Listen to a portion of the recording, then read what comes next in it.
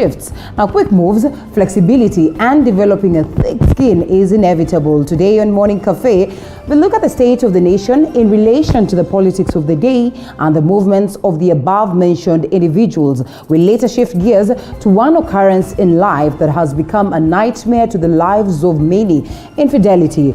Babies are a blessing, but just what if you can't get one? Morning Cafe begins right now with me, Linda Alela, and interact with us, hashtag Morning Cafe at Linda_Alela at TV47KE. So much lined up for you this morning as we look forward to an incredible week ahead. It's always good to do this with you every other day of the weekday as we take a look at technically what is set for us as a people. At that moment when we say it is matters politics, we always call upon everybody to be, part and parcel of this conversation. So we'll be doing that, and that should be later on. But first, we take a sneak preview of what has been captured on the papers, the People Daily, the Standard newspaper, and the Daily Nation. And here is the People Daily with us this morning. 1.2 million learners missing from schools. And this is it, as captured on page 8. Learners or leaders from northern Kenya raised the alarm over the big number of children who failed to report back to school or back to class after the COVID-19 break. This is pretty much unfortunate, and it is a story captured on page 8. You get to get details of it as we proceed with the broadcast. And moving on to a different one altogether. Uhuru, trust my deputy at your own peril. And President accuses Ruto of misleading Kenyans that BBI is bad and that he has the interest of the youth at heart. But all he wants is power. He has warned Mount Kenya residents that if they choose to listen to the misinformation in the region, that of course will take them to suffering. A story captured on page 4 of the People Daily. And away from it, there's also one in regards to the BBI still, and Raila summons all ODM MCAs for talks on proposed laws. That is also on Matters Politics, as captured on page 5 of the People Daily. A different one: find out if money in your bank is safe. It can actually get lost in a flash. That is a story captured on page 19.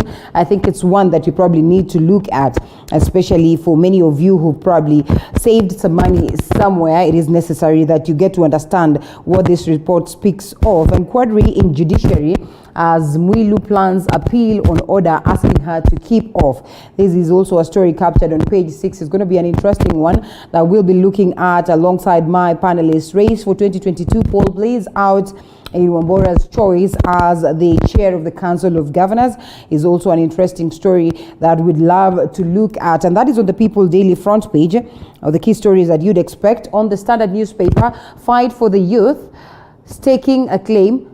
Top leaders burn the midnight oil to win the minds and souls of the youth. That is all in Matters Politics, and so much. So before we continue, we delve deep on this, let's pick the quote of the day.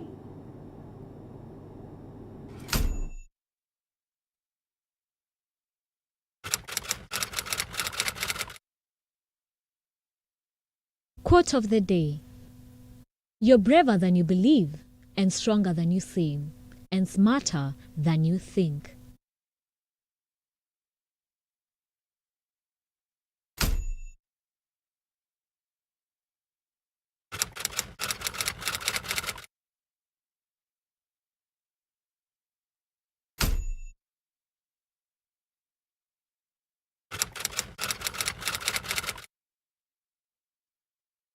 Quote of the day: you're braver than you believe, and stronger than you seem, and smarter than you think.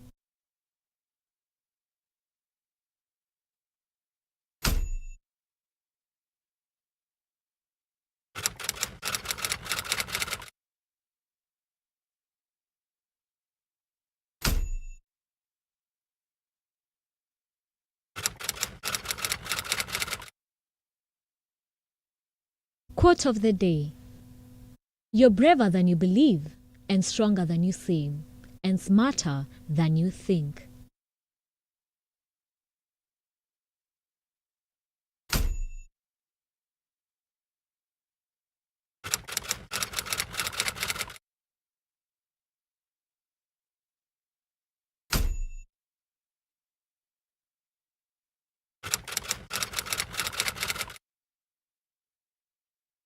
Quote of the day: You're braver than you believe, and stronger than you seem, and smarter than you think.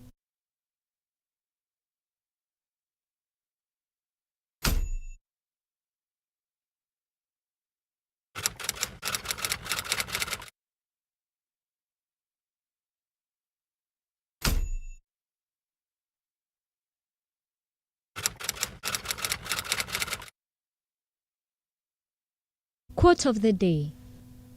You're braver than you believe, and stronger than you seem, and smarter than you think.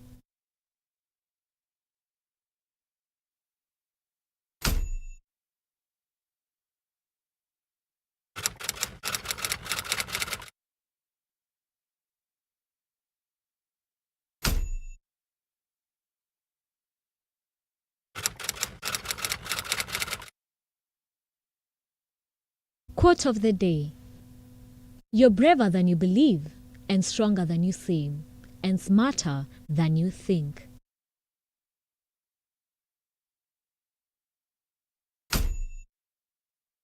5, 4, 3, 2, 1.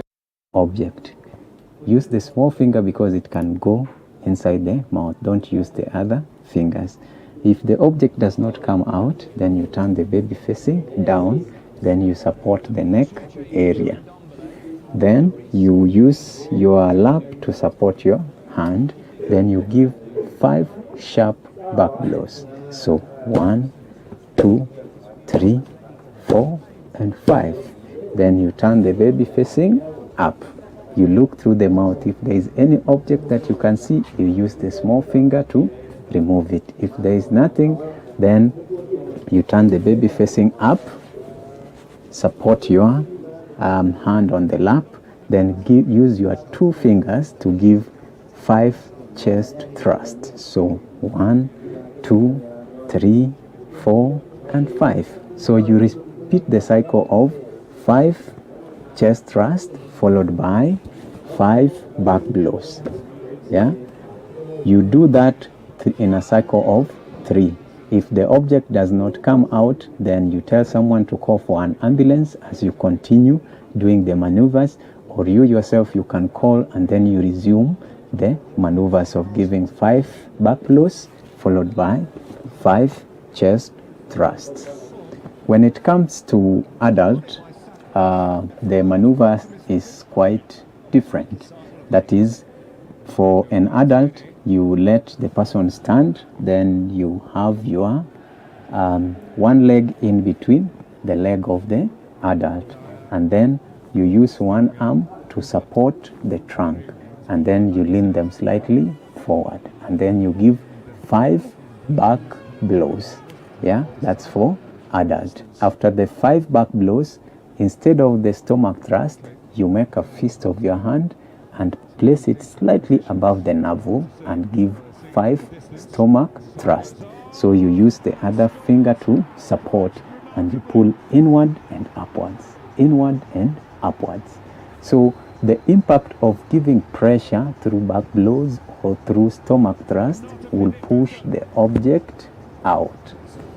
In case of people who are obese or pregnant women, you do not need to do stomach thrust, but what you do, you put one finger on top of their shoulder and the other finger below the arm of the opposite side. So you make a fist again and then you press inwards and upwards. That is for obese people and for pregnant people, because for pregnant people you may injure the baby inside, and for obese people your hand may not go round. That's why you use the maneuver on the shoulder. So that's how to help in case of choking. Yes, it's always important that we learn some of these things. Just how then do you save the life of your baby in the event that they have choked? And that is on the health tips right here on Morning Cafe. Remember, all the Mondays we do Matters Health, and it's always necessary that we update you as such. And as we drop that, when we come back to the papers, the Standard newspaper with me this morning. And yes, the BBI drive, Garissa backs constitutional changes. Is it so? County Chairman Gideon Moi lobbies support for the Building Bridges initiative among pastoral communities, saying that the ward fund increase in county allocations will have positive impact, as captured on page 5 of the Standard newspaper. And a different one altogether, COVID-19 sent me back home from Norway. That is also the experience of one lady, as captured on page 10. And I know very many of us have experiences that have, we've actually gotten at this point of COVID-19. And as we drop that one, fight for the youth is taking a claim. And the top leaders right here burn the midnight oil to win the minds and souls of the youth. A critical mass in electioneering. Uhuru and Raila separately met youth leaders. Remember, we form about 70% of the electorate, and so it is necessary that these leaders go out there to speak to the youths. And on the other hand, President Uhuru Kenyatta at the Sagana State Lodge and in Vihiga Western, the DP was there trying to drum up support. All these are different one actually. Yes, the DP was somewhere in Western Kenya. That is, of course, in contrary to drumming up support for the BBI, and countered the hustler narrative spearheaded by DP William Ruto is the President Uhuru Kenyatta. But on the other hand, he was trying to speak out to the youth also to just focus on, pushing for the hustler nation narrative, that is the DP. And so these key leaders have been out there over the weekend trying to sell their narrative and their agenda to the people. School's dilemma as teachers reject cane. Students' discipline, this in regards to what it is that CS Magoha had proposed the other time, that is sometimes last week, upon the argument that we've seen a lot of indiscipline getting its way back into our schools. And so he said, we might reach to that point where we'd all decide that we bring back the cane and see whether this is going to be instrumental in addressing the indiscipline.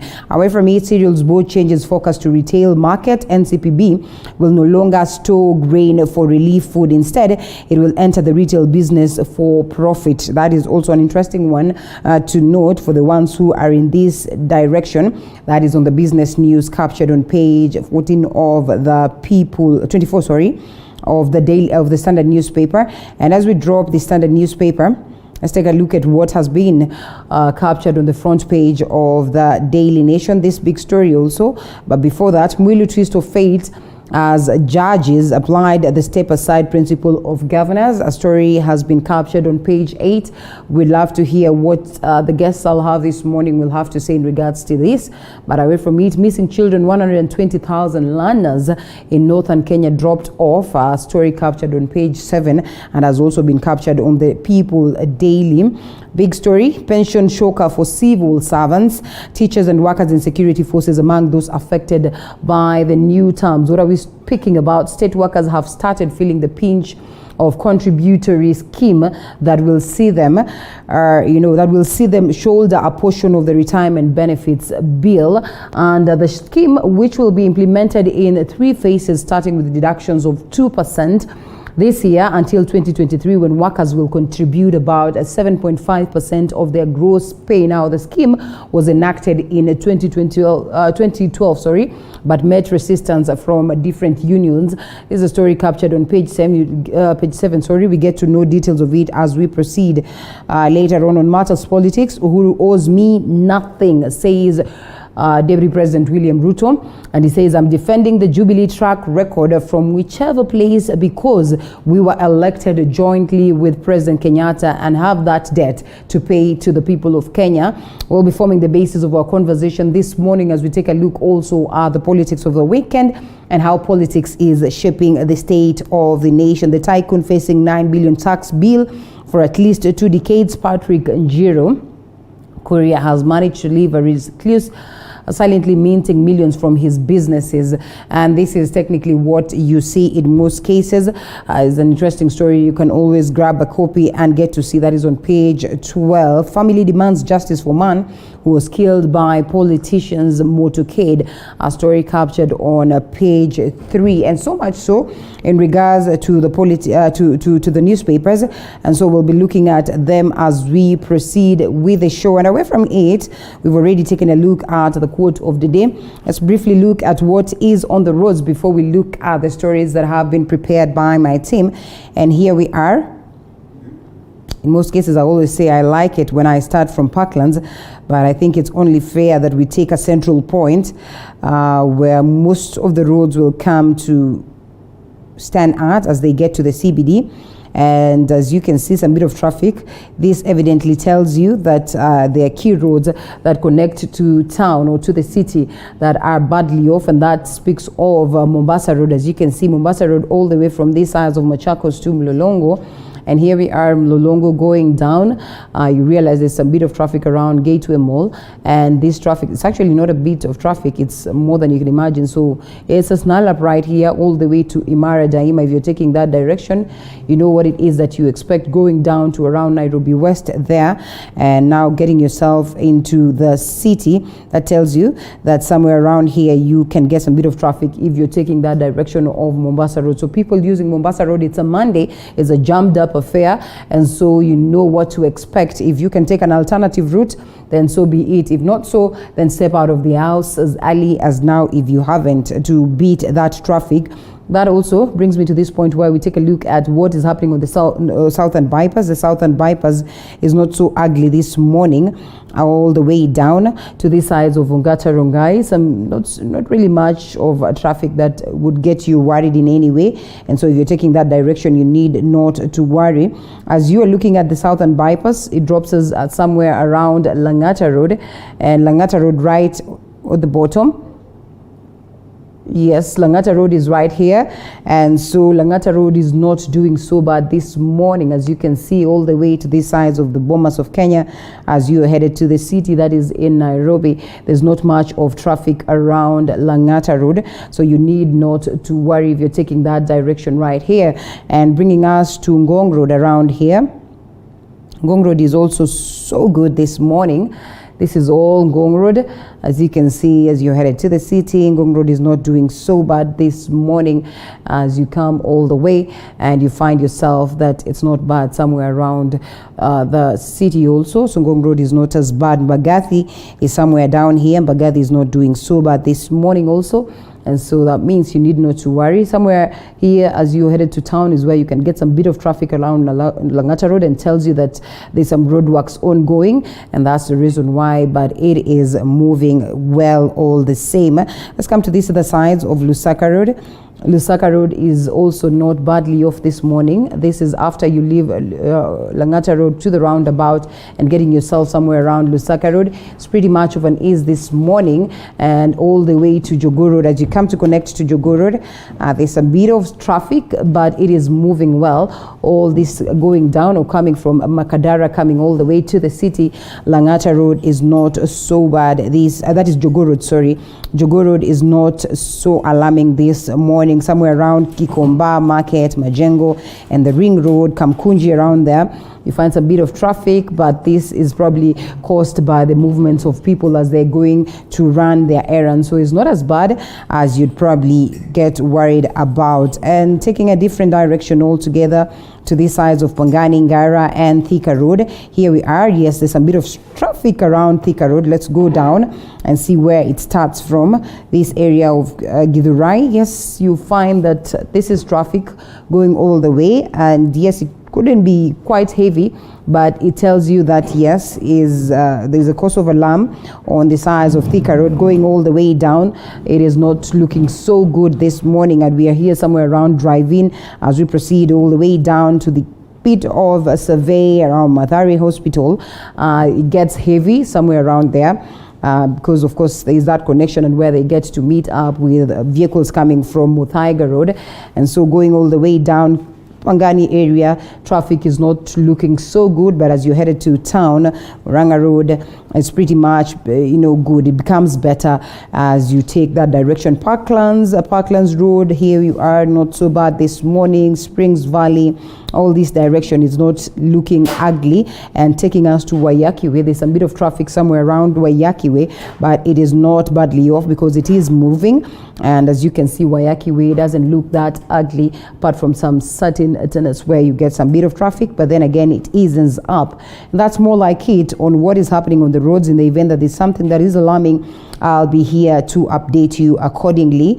It's a Monday. You certainly expect some bit of traffic, and as it is, business is resuming as usual from that tough time of COVID-19. So let's drop what is happening on the roads and briefly look at what it is that my team has prepared before we cross over to invite our guests or the guests of the day. And so President Uhuru Kenyatta has for the third day, or that is as of yesterday, camped in his Mount Kenya backyard, drumming up support for the Building Bridges initiative. President Kenyatta, however, is criticizing the ongoing wheelbarrow narrative propagated by his deputy, that is William Ruto, as Elizabeth Mutuku reports all the way from Sagana.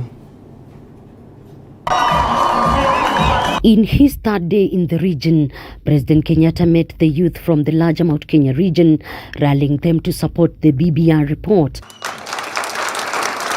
Kenyatta debunked the hustler politics championed by his deputy, which he says cannot help the youth. Remove these dirty politics of 2022 and dividing people. Class, wewe ni tajiri, sijui wewe ni maskini.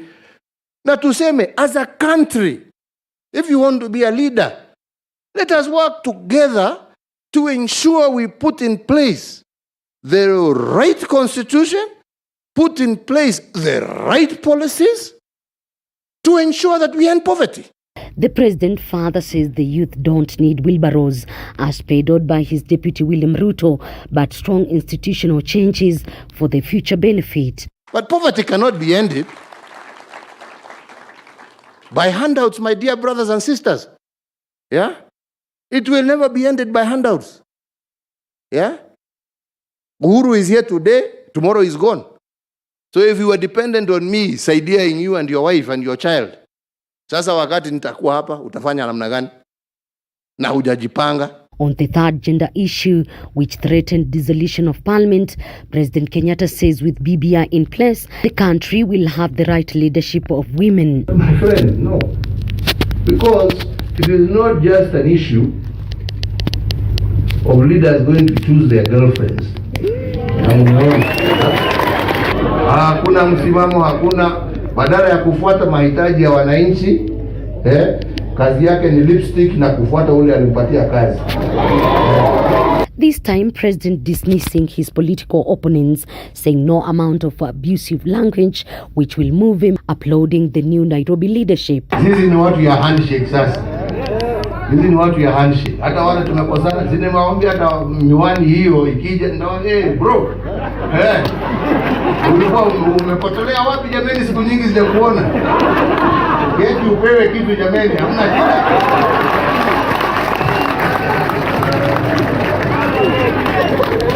You know what I'm saying? Mimi sina haja na vita na mtu. Yeah? Haja yangu ni future ya taifa hili, ni future ya wananchi wa taifa hii. The meeting by President Uhuru Kenyatta with the youth of larger Mount Kenya region is seen as a way of dismantling inroads by Deputy President William Ruto, who has been targeting the youth in his 2022 political quests. Elizabeth Mutuku, TV47 Sagana, Nyeri County. Thanks, Liz. Now, a day after President Uhuru Kenyatta told off those insinuating that he has a political debt to pay, his deputy has come back guns blazing and, saying that, again, he acknowledges the fact that the president owes him nothing. He argues that the only debt he knows of is that one that he and the president have for the people of Kenya. Just a day after President Uhuru Kenyatta rubbished claims of a political debt owed to Deputy President William Ruto or a community resulting from the race to State House in 2013 and 2017, his deputy has come out guns blazing, clarifying that Uhuru owes him not or his community any form of political debt. Ruto says he supported Uhuru not on the basis of his tribe, but his manifesto and promises of building a better country. Rais hana deni yangu, hakuna jamii iko na deni yangu, hakuna mtu Kenya mwenye ako na deni ya mimi kama mwanasiasa. In fact, ni mimi nishukuru wa Kenya, kwa sababu mimi sikuwa ni mtu wa kujulikana kiasi ya kuchaguliwa kama naibu wa rais. Ruto claims he had no irreducible minimums to President Uhuru Kenyatta when he supported him in the race to State House. On the contrary, Ruto claims that he and President Uhuru Kenyatta owes Kenyans a debt of fulfilling their campaign promises. Mimi sijamdai. Mumesikia mahali mimi nimesema rais anilipe deni yangu. So hii biashara ya kuzungumza madeni all over the place ni ya nini? Si tuachane na hiyo madeni.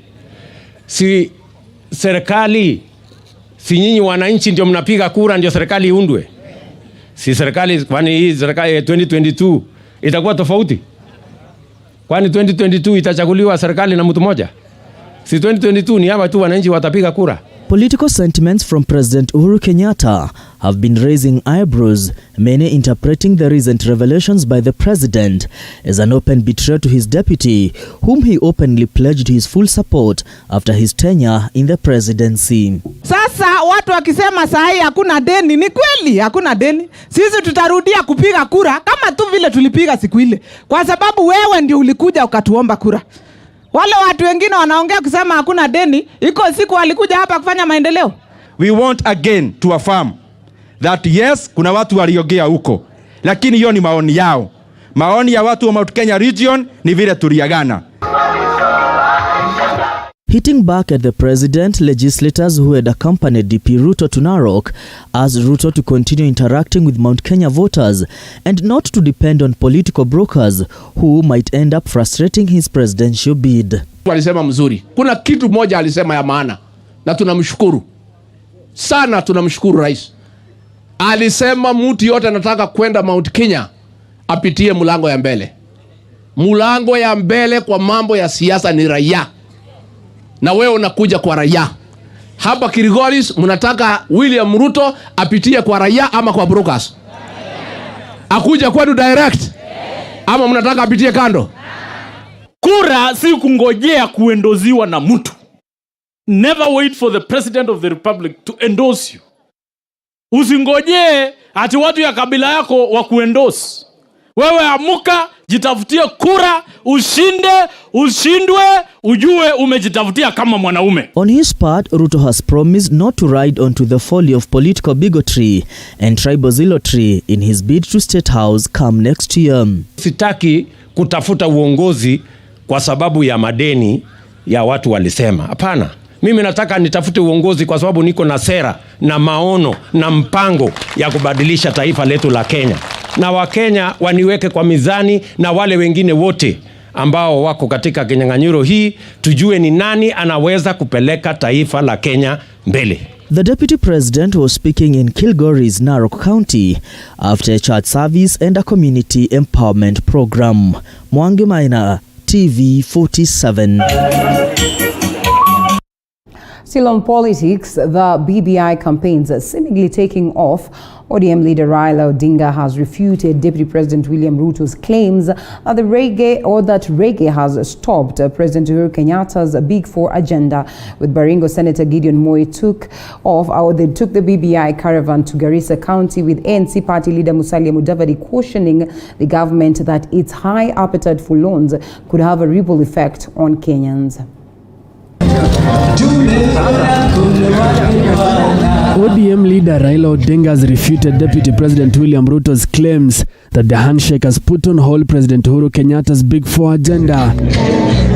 The ODM boss was speaking after meeting MCAs from Vihiga County. Odinga accusing Ruto of failing to cancel President Kenyatta on several issues as his deputy.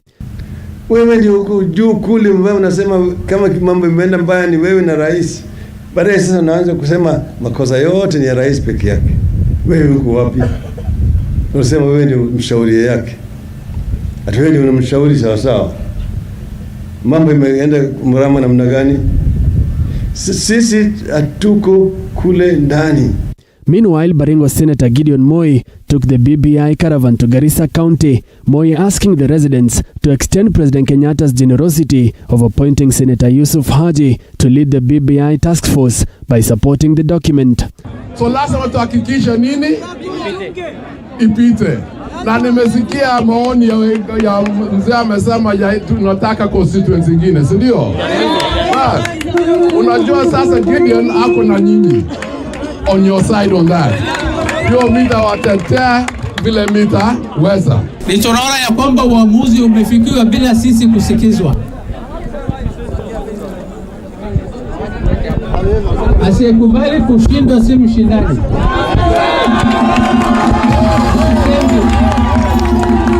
Hatusemi ya kwamba tukisikizwa hatutashindwa, lakini sisi tunataka tupewe fursa ya sisi kupeleka makaratasi zetu, kupeleka map yetu, kupeleka history yetu, tusikizwe ili uamuzi ufikiwe. The Amani National Congress ANC party leader Musalia Mudavadi has faulted the Jubilee government's appetite for loans, saying the government's borrowing rate will have a ripple effect on Kenyans. More taxation affects the ordinary business person and the big one. Again, figures, numbers. Even on your phone, you carry that phone, but there is a number that is a nuisance in your phone, the Fuliza numbers. That it cannot be that you think you do not have because someone else has. Isn't there a dangerous narrative in our country today? That some people do not have because others have. I don't know if you understand what I'm saying. And tomorrow someone will say, hey, kwa sababu kuna gari, mimi sina kwa sababu uko nayo. True or false? I believe there is enough for everybody's need. Well, those key stories will be forming the basis of our conversation this morning as we take a look at how politics is shaping the state of the nation. And so keep it right here on standby. My guests are in studio, Dr. Barak Muluka, who's a communication advisor, and Honorable Didmas Baraza, Member of Parliament, Kimilili, as we await Honorable Eseli Simiu to join us later on. Indeed, a conversation that you do not want to miss out on. So we'll be looking at all this, and also we briefly take a sneak preview of what has been captured on the papers. That should be right after this break. Ya mgambo ikilia kuna jambo. Subira yako hatimaye imevuta heri. We promised and we have delivered. Guess what? TV47 tunakuja, tunadunda ndani on DSTV. On DSTV. Channel 268. Ya mgambo ikilia kuna jambo. Subira yako hatimaye imevuta heri. We promised and we have delivered. Guess what? TV47 tunakuja, tunadunda ndani on DSTV. On DSTV. Channel 268. Ya mgambo ikilia kuna jambo. Subira yako hatimaye imevuta heri. We promised and we have delivered. Guess what? TV47 tunakuja, tunadunda ndani on DSTV. On DSTV. Channel 268. Ya mgambo ikilia kuna jambo. Subira yako hatimaye imevuta heri. We promised and we have delivered. Guess what? TV47 tunakuja, tunadunda ndani on DSTV. On DSTV. Channel 268. Ya mgambo ikilia kuna jambo. Subira yako hatimaye imevuta heri. We promised and we have delivered. Guess what? TV47 tunakuja, tunadunda ndani on DSTV.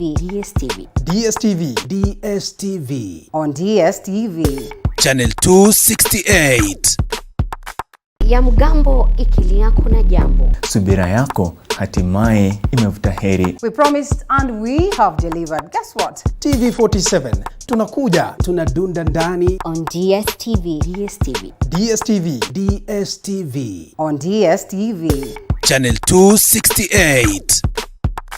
ya mgambo ikilia kuna jambo. Subira yako hatimaye imevuta heri. We promised and we have delivered. Guess what? TV47 tunakuja, tunadunda ndani on DSTV. On DSTV. Channel 268.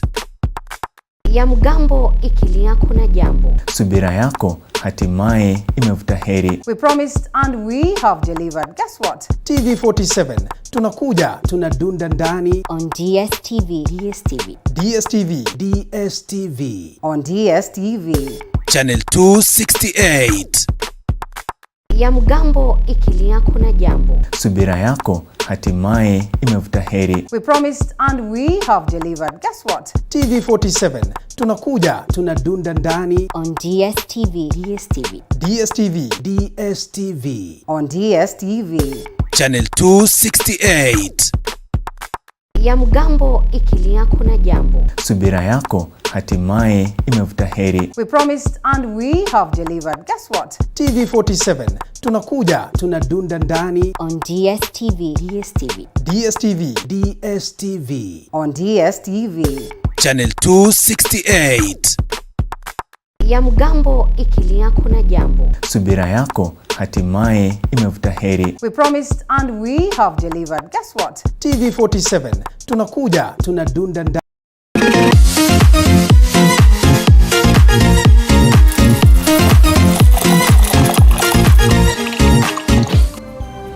Welcome back to the broadcast. It is that time that we briefly look at what the papers talk about or speak about, and then we delve into the conversation.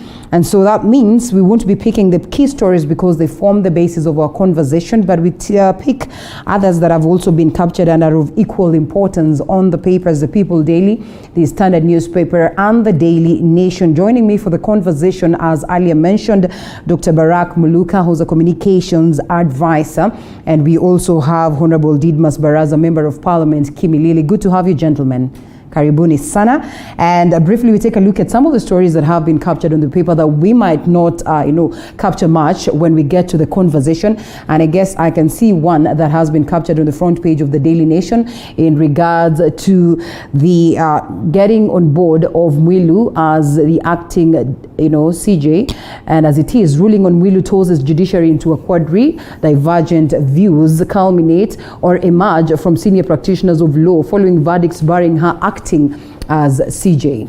This has been ongoing and the drama is on, and probably more or less the same scenario that we've witnessed in the past in regards to bringing on board first an acting CJ and also the actual CJ who comes on board after the other one has retired. This is something that we probably are not surprised about, but what does it speak about the individual in Mwilu? Of course, not to focus much on her character, but technically the experiences that she's had, the cases that have been leveled against her, and up to this particular point on this ruling. Thank you very much, Linda. I wouldn't actually focus on Mwilu as such. I would focus on the judiciary, what is happening there, the succession games, and very broadly speaking, the rule of law in the country generally.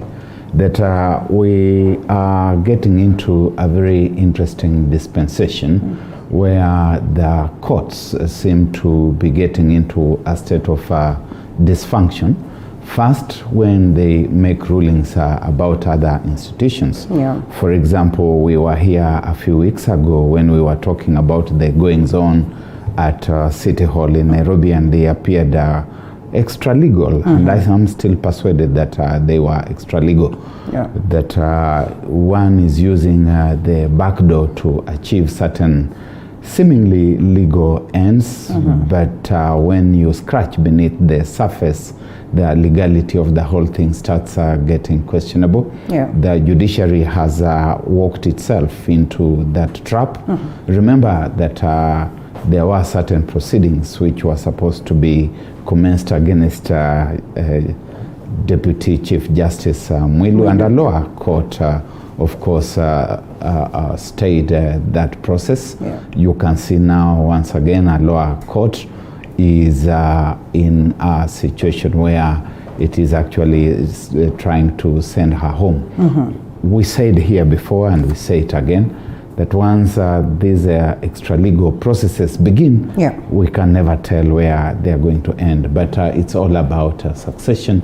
It's about the 2022 elections and the kind of Supreme Court that should be in place. Obviously, someone is trying to work behind the scenes to manipulate those processes. Not so new, so to speak, but very unfortunate to even imagine that an independent body, has gotten to that point where, for them to perform what it is that they are supposed to perform as their duty, then there has to be a hand or someone, working underneath. It's pretty much unfortunate, even looking at the statements that have been given by senior councils as captured on the People Daily. What does it make you feel as a Kenyan, and at a time when we're speaking about changes of laws, and within these changes of laws that we're speaking about, also just how best the judiciary can perform is something that is being looked at. What does it speak of what we see today? And if we are to relate it to technically what we have seen the executive doing or working together in tandem with the judiciary, and I mean just taking us back a bit to the 2017 general elections and what it is that the judiciary declared and what's happened thereafter. Honorable Didmas. I think I am a stickler to the rule of law, specifically the Constitution of the Republic of Kenya, where any Kenyan that is going through the court process or the judicial process is always innocent until proved guilty. Nonetheless, you remember there's a time when governors were being tried and they were being asked to step aside, barred from accessing their offices, yet whatever they were facing were merely allegations that had not been proved by any court of law. It is the same judiciary that made such pronouncement. And these are times puts this country in a very precarious position. And from the very basic point of view, this is completely a mutilation of our constitution, because we live in a country where if somebody doesn't like you, he will level accusation against you. That is why Kenyans in their millions, in their large numbers, voted for the new constitution, where the liberty of Kenyan people, where the constitutional rights of Kenyan people for fair trial, and the acts of being innocent until proved guilty were enshrined in our constitution. So yes, what the judiciary itself pronounced many years ago is coming to haunt them. So this is why we usually say, over and over again, that when you make a decision, you must make it in a manner that is fair, and that tomorrow, if it will be applied against yourself, you will not be able to cry foul. I still believe that these issues of asking people to step aside when they appear before court should be rescinded. A new declaration should be made, so that people are only dismissed from the offices or asked to step aside after they have been proved guilty. It's only in the court of law that Kenyans can be able to get justice.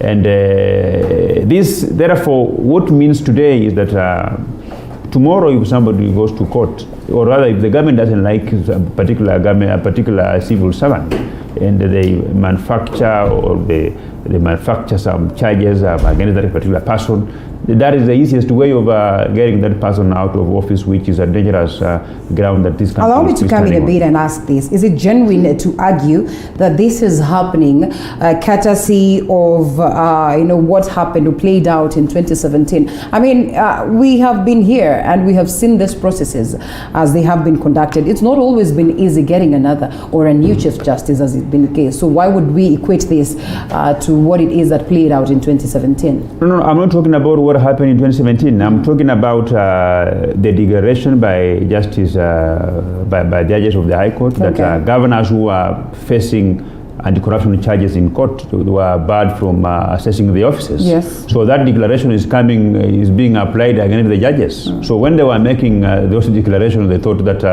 no one else will be able to apply them on them. Yeah. And I know they may have made those decisions because of pressure from some quarters that undermines their independence.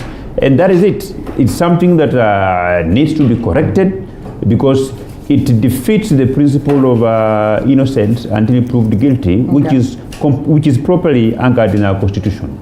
All right, well, this one, and I mean, just trying to pick it up from where you had said, sometimes when the judgments you make, you need to consider what it is that would probably come back biting. And so we drop that one and we look at a different one altogether in regards to getting on board of a new or office that is at the level of the Council of Governors. An election of Embu Governor is perceived as victory of defiance in his turbulent tenure as gubernatorial chief. Race for 2022 poll plays out in Wambora's choice, and yes, probably a choice that would shock many, but at the same time, looking at the prospects that would probably have gotten this to play out, then in a huge way could make sense, and it's almost a kipindi cha lala salama for most of these governors, and probably most of them did not show the interest of getting into the top of the helm of the council. What does it speak when you look at a scenario, and we're speaking of a governor who probably has been that through that impeachment process like twice, and here we are, he's the one who sits at the top of the helm of the council. How much more can he bring on board maybe to challenge or to make it better a scenario after their successor? Okay, I have not read that specific story, so I do not know what the editors mean when they say that the race for 2022 plays out. Polls is playing out in that case. Yeah. However, the grain of history teaches us that this is a lame duck chair of the Council of Governors. The practice has been that one is elected for a one-year term that is possibly renewable for another year. And there's a lot of business normally to be undertaken. In this context, just like was the tenure of Turkana Governor, Josephat Nanok, certainly Wambora will do one term, perhaps 1.5 terms, after which the country goes to an election. And sometimes a lot of stuff is left hanging. It's also true that people do tend to pay more attention to the electoral processes. You'll be spending a lot more time out there trying to ensure that you are going to be politically relevant. But it's worth noting also that Martin Wambora is serving his second and last term, so it's not quite clear what hopes of a political nature, if any, he has going into the future. But that no doubt places him in a strategic position to be part of the conversation going forward. But within the council itself, I think there's also a lot of work to be done. Right. And one feels that they have not always lived up to their square. You look at the issues in the health sector, for example, and which are stalled in the quagmire, mainly because of the doing of the Council of Governors. So he has his assignments well cut out for him. All right, well, and we wait to see what plays out, like they have rightfully put it, is to eat that devolution is indeed a success. Picking up from Oparanya, who's probably been looked at as an individual who's performed so well in regards... So well. When you look at key sectors, such as the health sector, yes, at the level of development, and that we are in the third month where hospitals across the Republic are paralyzed, that alone negates anything and everything else that he may be considered to have done. Our health comes first. Right. And we've heard him say things like they can go on strike for even 100 years. Yes. I think that is a big negative and it undoes everything else that he may purport to have He done. tried all the best to justify his statement, that is in regards to what Barack speaks about. And one then would want to ask themselves, is it because he knew that he was almost exiting the stage that he probably carelessly pronounced some of these statements, looking at how dire the health situation is and the fact that, you know, it is a devolved unit and, you know, so much expectations, you know, coming from the people and also the health sector itself, looking at the governors on how best they'd be able to handle this. And I'd allow, you know, the next guest of the day, or the one who joins us right now, as I mentioned earlier on, we're expecting Dr. Eseli Simiu, Member of Parliament Tongaran, to join us, and he's here. Good to have you, Mheshimiwa. And yes, of course, that question goes direct to you. Barack argues that Oparanya has not done well, or probably he's done so well only to mess up the entire thing by this one particular issue. I wouldn't put the whole problem at Oparanya's feet. I think we need to relook at the issue of devolution of healthcare. Yeah. Did we go about it the right way, or what needed to be done? The healthcare workers themselves have been agitating for a Health Services Commission, which has been denied them. And it is a very complicated scenario. So it's not an easy thing that there will be one bullet that will solve everything, because we have to start right from the point of when we devolved healthcare. What did we do right and what did we do wrong? Because trouble started immediately after devolution, and that's when healthcare got into trouble.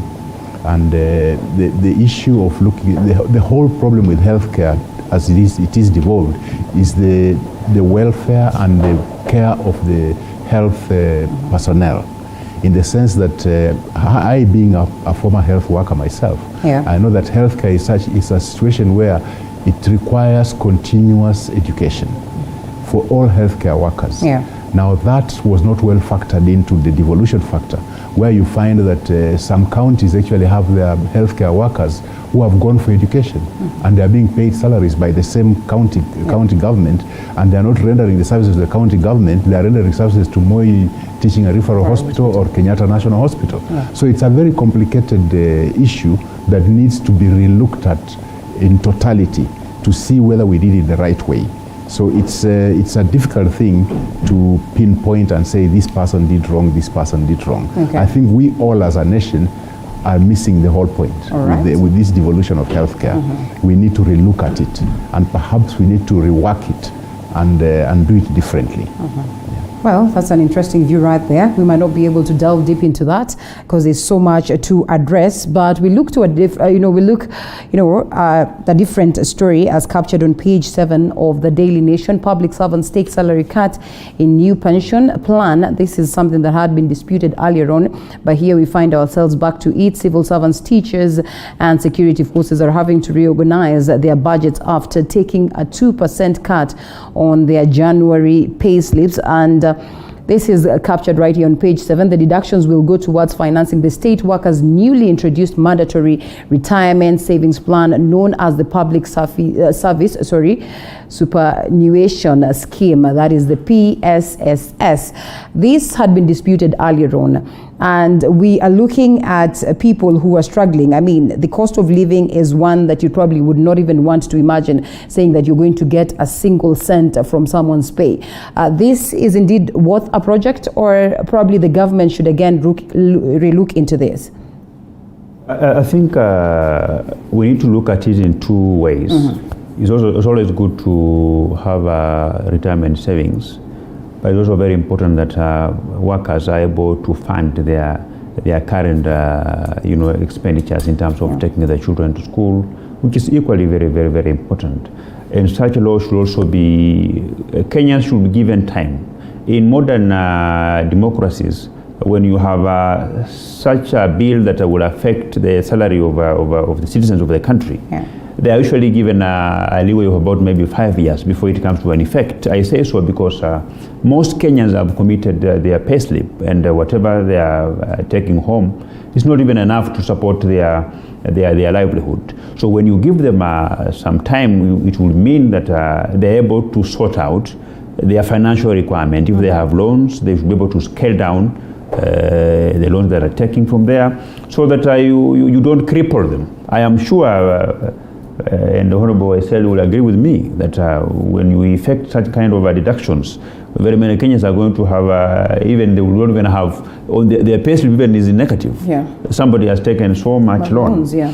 And the second thing is that most of these laws, even if they are good, you will find that they will be able to be resisted by Kenyans, because I think as members of parliament, we don't do proper public participation. And even if we do public participation when we are enacting such laws, they turn out usually very few compared to what actually, I will expect that the majority of Kenyans will come forward to give their views when such bills are going through public participation. But because of the very, we put adverts on the newspapers, not every Kenyan has access to the newspapers. Yeah. We go for public participation. You only get views of a few interested parties, interested individuals. So we end up now coming up with a law.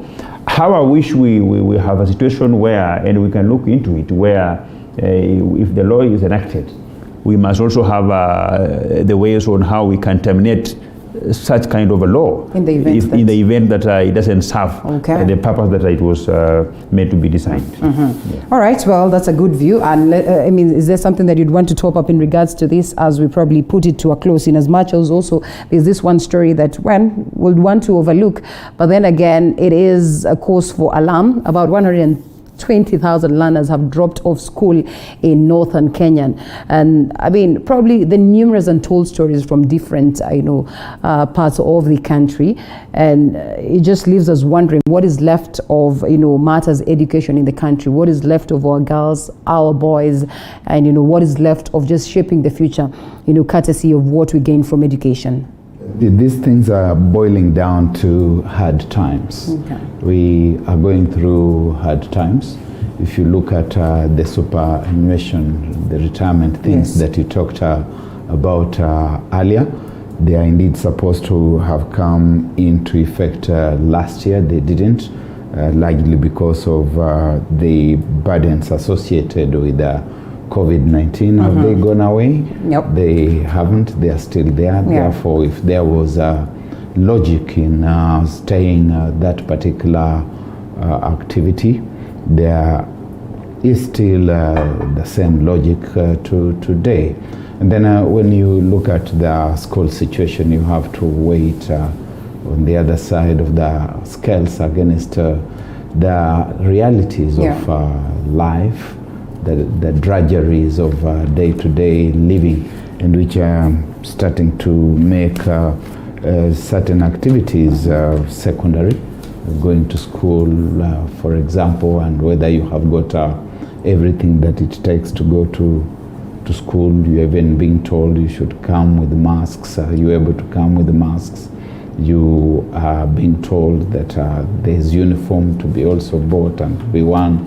And it is true that from one perspective, the ministry will say, do not send anybody home. Yeah. But it's also equally true that students are being sent home.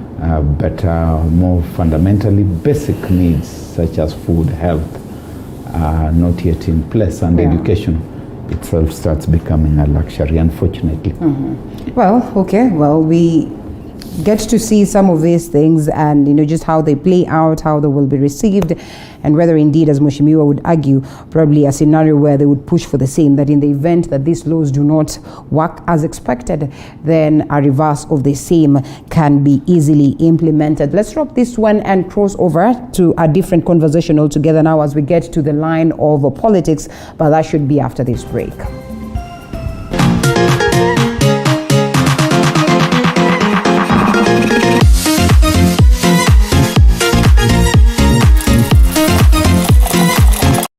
Ya mgambo ikilia kuna jambo. Subira yako hatimaye imevuta heri. We promised and we have delivered. Guess what? TV47 tunakuja, tunadunda ndani on DSTV.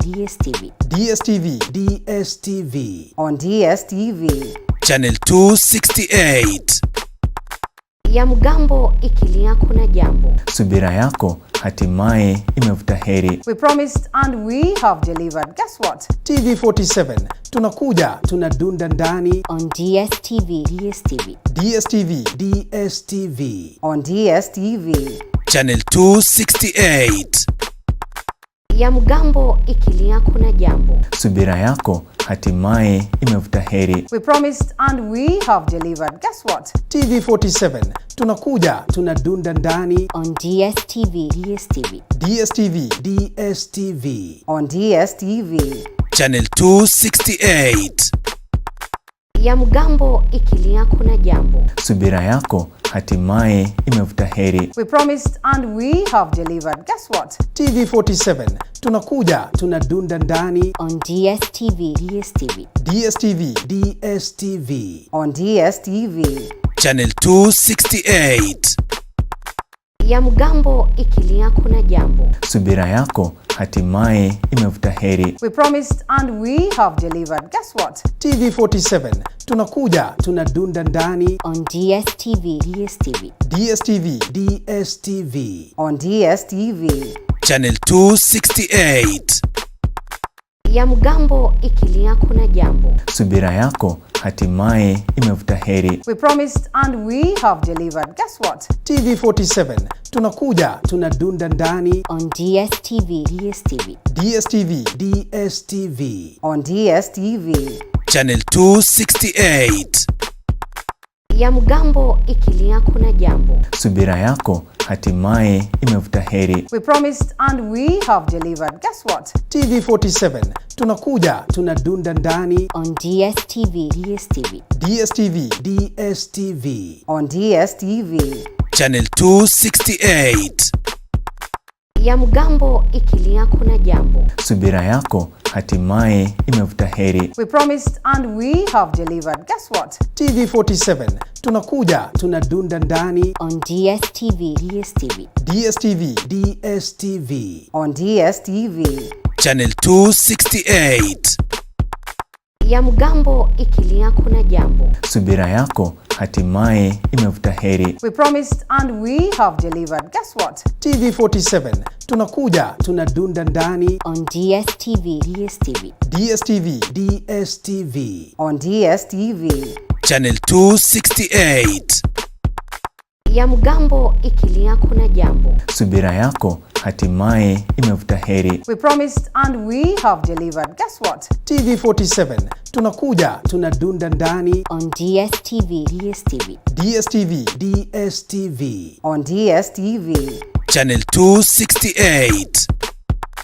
Ya mgambo ikilia kuna jambo. Subira yako hatimaye imevuta heri. We promised and we have delivered. Guess what? TV47 tunakuja, tunadunda ndani To the state of the nation right here on Morning Cafe's State of the Nation. We welcome your feedback. Hashtag Morning Cafe at Linda_Lela TV47KE. The numbers to call running down on your screen. The SMS short code equally running down on your screen. We'd love to hear from you, your feedback as we proceed with the broadcast. Gentlemen, one of the key reasons why I did not pick on the key stories on the papers is because we're all about politics, and that's what we'll be looking at this morning. And we come from a politically charged weekend, and so I'd love to hear the views of the gentlemen on board in regards to what they speak of what we have witnessed over the weekend. Sagana, Western region, different regions, the pastoralist nations, the pastoralist regions and all that. And so much has been happening, and I'm sure, again, the gentlemen that we have on board have actively participated on what it is that you are looking at me as though you have not actively participated. Barack, you have actively participated. Absolutely not. I was in my house quietly. The previous weekend, you participated. The previous weekend, yes. I attended a funeral. I lost my uncle. Oh yes, may his soul rest in peace. Yes, the former bishop from Butere is actually my uncle. Right. And if attending his funeral is participating in politics, so So be it. So be it. Well, if Kenyans were to look at the pictures that were circulating, then I'm afraid you do not get yourself off the hook. As I've said, you were attending I was attending my uncle's funeral. Yes. I couldn't stay away. And if anyone thinks that that was politics, so be it. All right. So, well, be the judge. And let's proceed to the conversation, gentlemen. Our Honorable Eseli Simiyu, let's first of all pick it up from Sagana and look at what it is that culminated all the way to yesterday. Do you suppose that this achieved the purpose that President Uhuru Kenyatta was seeking to achieve? Well, we don't know what was said in private. Okay. But we hear what was said in public. You think there was something that was said in private? In a situation like that, definitely there must have been meetings before that. Okay. So it will be, I think it will be unwise for me to say whether I support or I don't, because I don't know what was said in private.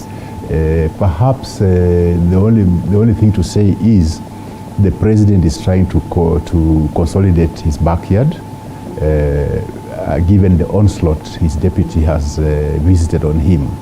So he's trying to consolidate his backyard. Yeah. But it will be foolhardy for me to say that I support or I don't, because I don't know what was said in private. What we hear is what was said in public. But you know, usually I believe that actions speak louder than words. Right. So we'll see what actions will come from that, rather than the words that will be spoken from it. As for Western, it's a pity. It's a real pity that Western leaders, we are unable to mobilize our people for meetings, and instead we wait for them at funerals when they have mobilized themselves to come and mourn their dead. And then we spew all sorts of vitriol in that funeral. Yeah. It's very, very unfortunate. In fact, it's becoming disrespectful to the point where I'm starting to feel constrained perhaps not to attend some of those funerals, and rather go and condole with the family before or after. Yeah. Because it's becoming, people have lost it. The reason why the Western sector started using funerals was during the one-party state, when meetings were banned. So what the opposition then did, they used funerals because then they could not be stopped. And then it seems to have become now a culture, to the point that even people from outside the community are taking advantage of it. And in fact, during those funerals, they actually go ahead and denigrate the local leadership. They go ahead and disparage the local leadership, and they get away with it. So it's an unfortunate scenario that we from the western part of this country need to relook at. And we as leaders should have the guts to mobilize our people for meetings, rather than waiting for them at funerals, which is a captive audience, in the sense that they have no choice. You have the microphone, and not everybody can speak. So they are just seated there and they have to digest all the vitriol that we pour towards each other. Or better yet, mobilizing them on behalf of other leaders from other regions. And then we ask ourselves, just when do you, as people of a Western region, get to that point where you're going to attain that unity as Mlembe Nation, where you're going to guarantee your people at least some level of leadership? Of course, it's an advantage to the outsiders, in the sense that dividing the Western sector has been their stock in trade. That's what they thrive on. When the Western sector is divided, then several people actually laugh all the way to the ballot, and they find an opportune moment at funerals, because since us, the leaders of Western ourselves, have used funerals to do what I would call our dirty politics. So they take advantage of that. And they have also come in, and they are really chipping away at that so-called unity. But usually I believe that the common mwananchi in Western are virtually united. It's the leadership that's still divided, seriously. Right. Okay, well, and speaking of which now, I guess I'll shelve that one of President Uhuru Kenyatta and Sagana meeting for a moment. Let's exhaust on the Western region politics, and elusive, so they call it. Most of the people in Western Kenya have longed for this moment when one of their own will be able to be, out there and represent them in totality or fully. And by that, I mean definitely getting into that level where, we have one of the presidents, coming, a president coming from the Western region. They have been labeled as briefcase carriers. And in most cases, almost all electioneering periods, we've heard, key Western leaders speaking that, enough is enough. It is also time. The other day, we saw Mudavadi doing the same thing or saying the same thing. You have sat in, one of his key, of course, offices, and you decided to disappear. Do you? All right. Okay. Well, you will tell us. Why so? Is it because you were not convinced with what it is that he was selling? That was the word that was used in the separation document. Okay. It was the word disengage. But I think you are firing through very many barrels. I don't know which one to deal with. Okay. But let us try to organize it by saying, for example, that these things may not quite be separated and docketed independently. That when you look at Sagana and what you're talking about going on in Western region, there are different strands of the same thing, because we are talking about mobilizing of ethnic communities. Right. In Sagana, for example, we have got my president, because I, as Barack, coming from Emanyudia in Western, I do consider and recognize President Uhuru Kenyatta as my president. Yeah. But we have him presiding over what is basically an ethnic meeting in the heartland of central Kenya. And he's talking about the welfare of the people of central Kenya, which he's saying he's there to secure. And I'm wondering who is going to secure my welfare as someone who is coming from Western. And therefore, I begin appreciating some of the sentiments that my people from Luya land are saying, that perhaps it's also about time that they solidified and unified and united around one leader, so that they can also be contending for some of these things. But does that solve anything for my country if we are going to balkanize the country, and if we are going to have people who are supposed to be the symbols of national unity actually going out there in the heartland of central Kenya to say things like, I will also be at that negotiating table to make sure that I have secured your interests. I start seeing President Uhuru Kenyatta in the image of the proverbial dog that is crossing the river with a bone on the mouth,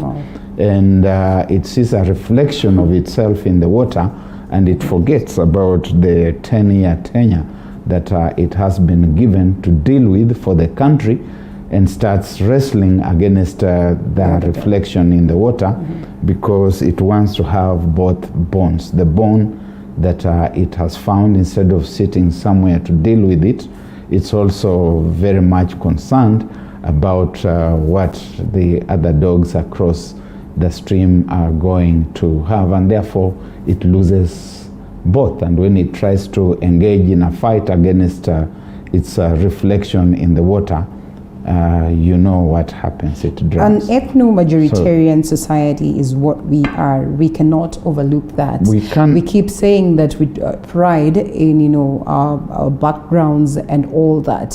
Why do you take an issue with this? And now coming particularly in with the president. I know you have expounded way, of course, better than you could.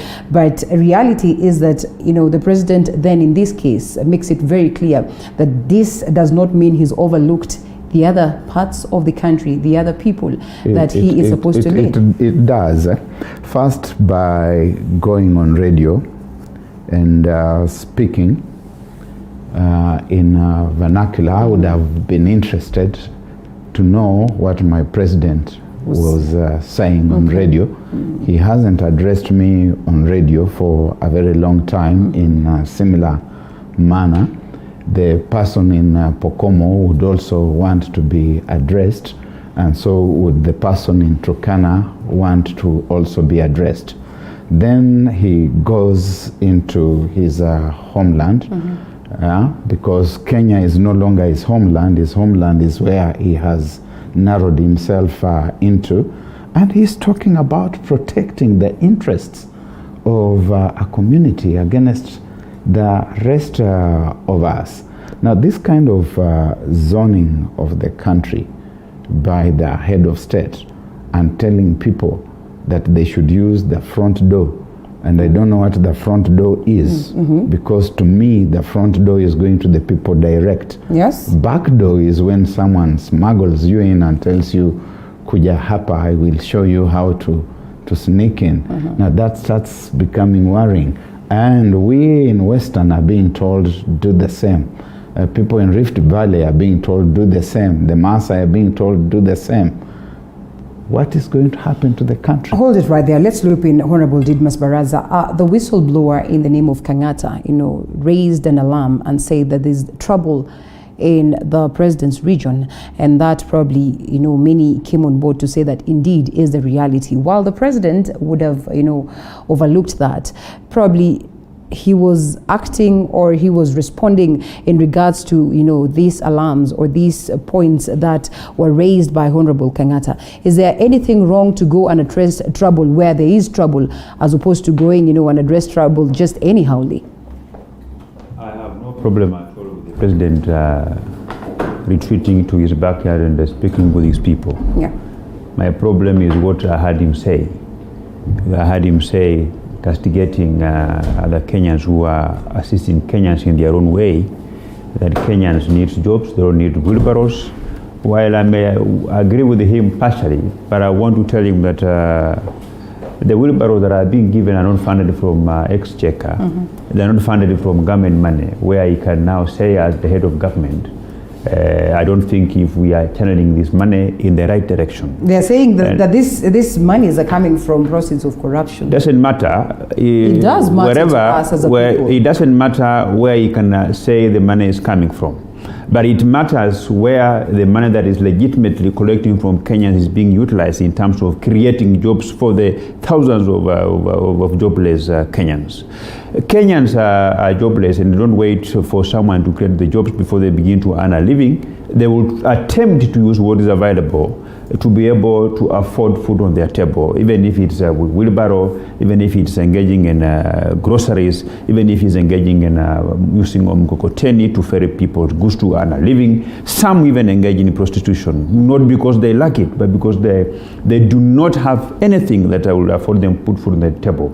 And I think it's regrettable for the head of state to address Kenyans wherever he was by saying that Kenyans need employment, they don't need wheelbarrows. What are you doing as the head of state? You are the driver who took over the economy of this country that was very robust from Honorable Mwai Kibaki. You have mismanaged the economy. Recently, he said that he is in charge and is in control of everything that happens in this country. Yeah. So I will want him to make such statements that Kenyans don't need this if whatever is being provided for is being funded from Exchequer, is being funded for from public coffers. But today, I asked Didmus Barasa, if I decide to go to my constituency and use my money from my donors or money that I've borrowed from Barack Obama or from Dr. Simiyu, and I give my people something that they can use it to earn a living, the president government has no moral authority or local standard to dress it down, because it's being given on a philanthropic point of view. While you as the head of state, you have all the instruments of power. Kenyans have given you the latitude of collecting money from them, and they will alongside expect the driver of the Hustler Nation narrative, that is the DP. Yes, we could be the driver of the hustler narrative, but we are not driving this narrative by using government resources. I've never seen, I sit in parliament, I participate in all the budgetary making process. I have never seen a budgetary allocation that goes to fund a hustler narrative.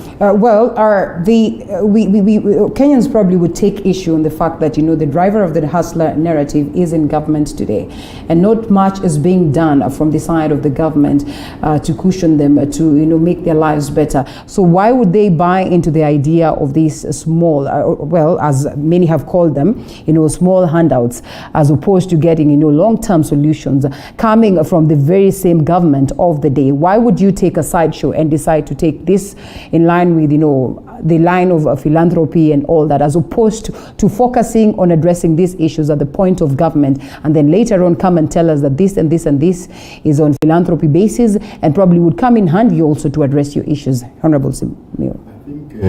As a country, we are in a bad place. The poverty levels have gone up, especially with the COVID pandemic. I think it's unfortunate that in a situation like that, some of us would like to exploit it and purport to be assisting the poor, when really what we are doing is buying their vote. It's a very unfortunate scenario, but that has been going on in this country for quite a while. And I think no one person's philanthropy will elevate the poverty of all the Kenyans. No one person's philanthropy. It is the policies and actions of the government that will elevate the poverty. So if we all rely on an individual, I think you had the DP abusing the Western people the other day when he said when they want to build churches and whatever, they go to him. But when it comes to votes, they don't give him. And it has caused a row because people in the Western sector are thinking, so we keep on going to beg. So the DP is telling us not to be beggars. And don't you think there's some level of truth in that? Yes, definitely. There's a lot of truth in it. Because so it's easy to be an abuse. It's just someone reminding you of who you are. The worst bit of it is this, that when you look at the poverty in this country, most of it is in Western Kenya. And this poverty includes us, their leaders. And us, their leaders, are also involved in that poverty because whatever we do, we also end up going looking for benefactors to give us money to go and maintain our ground. So actually, we the leaders are the first beggars, and that is the situation in the western part. And it's very sad because when a community loses their pride to the point of having to beg, then it tells you that the government policies have failed. I'd want to assume that you still hold your political interest, Honorable Eseli Simiyu, and so, we are in that moment of campaigns, so to speak, and so you go back to your people, requesting for their votes, and you speak of a scenario where you have been, swallowed with all this, yet you've been in power for the longest of time, or at the level, at the top of the helm, or at the helm for the longest of time. So what does it leave the electorate, or where does it leave, the electorate in this scenario? Because, if you're the same person who's been there, not just 1 year, not two, how many times we're speaking about, and you acknowledge that this is what has been happening, and again you go back to the people for their votes, where does it place the Western region? What matters is what have I done in that period to endeavor to reduce the poverty levels amongst my people. And do you suppose you've done much? I think I've done not a lot but substantial to ensure that I put in structures based mainly on the agricultural sector to try and alleviate their poverty by increasing their income. And this I've done through the dairy sector to an extent, and then also lobbying for an investor to put in a sugar factory, which is almost complete, so that I can diversify the incomes of the farmers. So to an extent, I've done my bit, but there's still a lot more. Because as I said... It probably does not hit the percentage that you expected when you were getting to the... I can't say that I've hit the percentage that I would have liked. What has stopped you? As I said, what matters is what are the government policies. If the national government policies do not support that person down there, that farmer, that peasant farmer, to to make a living out of whatever little they do, then it becomes a problem. And I think that's what we should be addressing rather than relying on individuals' philanthropy to be able to build us churches, to be able to build us schools on individual philanthropy. It can't work. All right, well. It has never worked. Okay. Barack. Well, meanwhile, the policies are absent, and that is why all of these politicians, no, I don't walk around with them, but I have no doubt in my mind that when they go back to their constituencies, they are hosted by constituents, both in formal environments and non-formal environments, who want some kind of help or support from them. And I have no doubt that both the gentleman to my left and the gentleman to my right have given that kind of support to the people. And therefore, that is something that will go on for a very long time. I recall that as early as in the 1970s, people like Martin Chikuku, who was our MP in Butere, were very grossly opposed to the idea of handouts, and they had a very clear notion of what was expected of a member of parliament. The thing that we today call development was never part of that agenda. The MPs got cornered to the extent that we came up with the CDF. The CDF has not even solved the problems. We are now coming up with a World Development Fund. It will not solve the problems. We have created a dependence mentality across the country. It's not just in Western, it's across the country. There is a beggar mentality everywhere you go. You go and stop at the next shopping center, you get out of your car if you are lucky enough to have one, and the people you are meeting out there, whether they know you or not, they are calling you Mheshimiwa, and they're expecting you to give handouts to them. The country is in a terrible place. We must address these challenges. Members of County Assembly were excited when they heard that finally this document is headed to the counties. Do you suppose they were equally waiting for what it is that the president dished out? We saw that in Sagana they have already been given an inducement of 2 million shillings loan, interest-free loans to buy cars, and I think that starts giving a very bad impression. I would expect that those authorities that are doing the same, if they have decided that that is the path they are going to use to make BBI work, should also extend similar largesse to members of parliament. And after they have finished with the members of parliament, they should now come to us as the citizens and tell us that we are giving each one of you 2 million shillings. Or 100. No. It should be 2 million. We must get 2 million shillings. If it is not so, then each. Because this is a very bad model. And I have nothing really against President Uhuru Kenyatta. But he baffles me. The decisions he makes, he goes to Sagana, and these people are telling him, if you want us to support BBI, give us 2 million shillings to buy cars. And he says, yes, I accede to that. It is terrible. Honorable. I just want to pick it up from where Dr. Eseli left it from. And the problem we have in this country is that we support whatever is given out depending on who is giving it out. Okay. If you go to every market in this country, the activities that supports county governments through collection of rates of money on daily basis are things to do with selling sugarcane, groceries, small things. So we read too much in what the DP does to the Kenyans, giving them wheelbarrows, giving them carts. But we are forgetting that, and then when we come on TV or in other functions, we are lecturing the country that this is not good. We need to develop more sustaining ventures for the Kenyans. But philanthropists are not government. Okay. But we are forgetting that if you go to some parts of this country, we have institutions that even donate food to the people because they need food at that time. So when you as a politician try to donate food to your people with political interests, you are told that you cannot. When I do something, you cannot tell whether I'm doing it for political interest or not. Is it because so? I am also a human being. Okay. So even the donors who go and give food in Northeastern, they will also have a commercial interest. There are no free things for sure. Barack says Maybe there are no free things. It doesn't matter. It doesn't matter. But what matters is that we are giving these people what they need. For example, if I go to my community town and I want to assist my people, I will first I will compliment their efforts in what they are doing.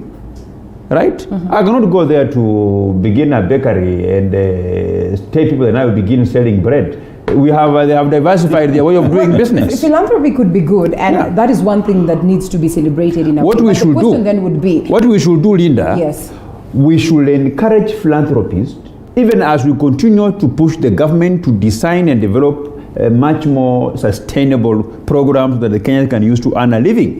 Because we are waiting for the government. The reason why philanthropists are coming in is because the government has failed. Is it? So we can't. Of course the government has failed. Are you not the government? I am not the government. I am a legislature. The DP is not the government? Of course, you will ask him that question when he comes. All right. We understand. We are talking about the Hustler Nation, and you're advancing this agenda. So why should let me answer your question. Okay. Before the handshake came in, before the likes of Honorable Eseli came in this government, whether by association or whichever way you call it, okay, we had the Big Four that the government of Uhuru Kenyatta was championing. Do you hear Uhuru Kenyatta championing the Big Four? They have abandoned the Big Four. Baba says it's a lie. You cannot say that. Now our priority as a country is BBI, is referendum, is handshake going forward. We have abandoned the Big Four.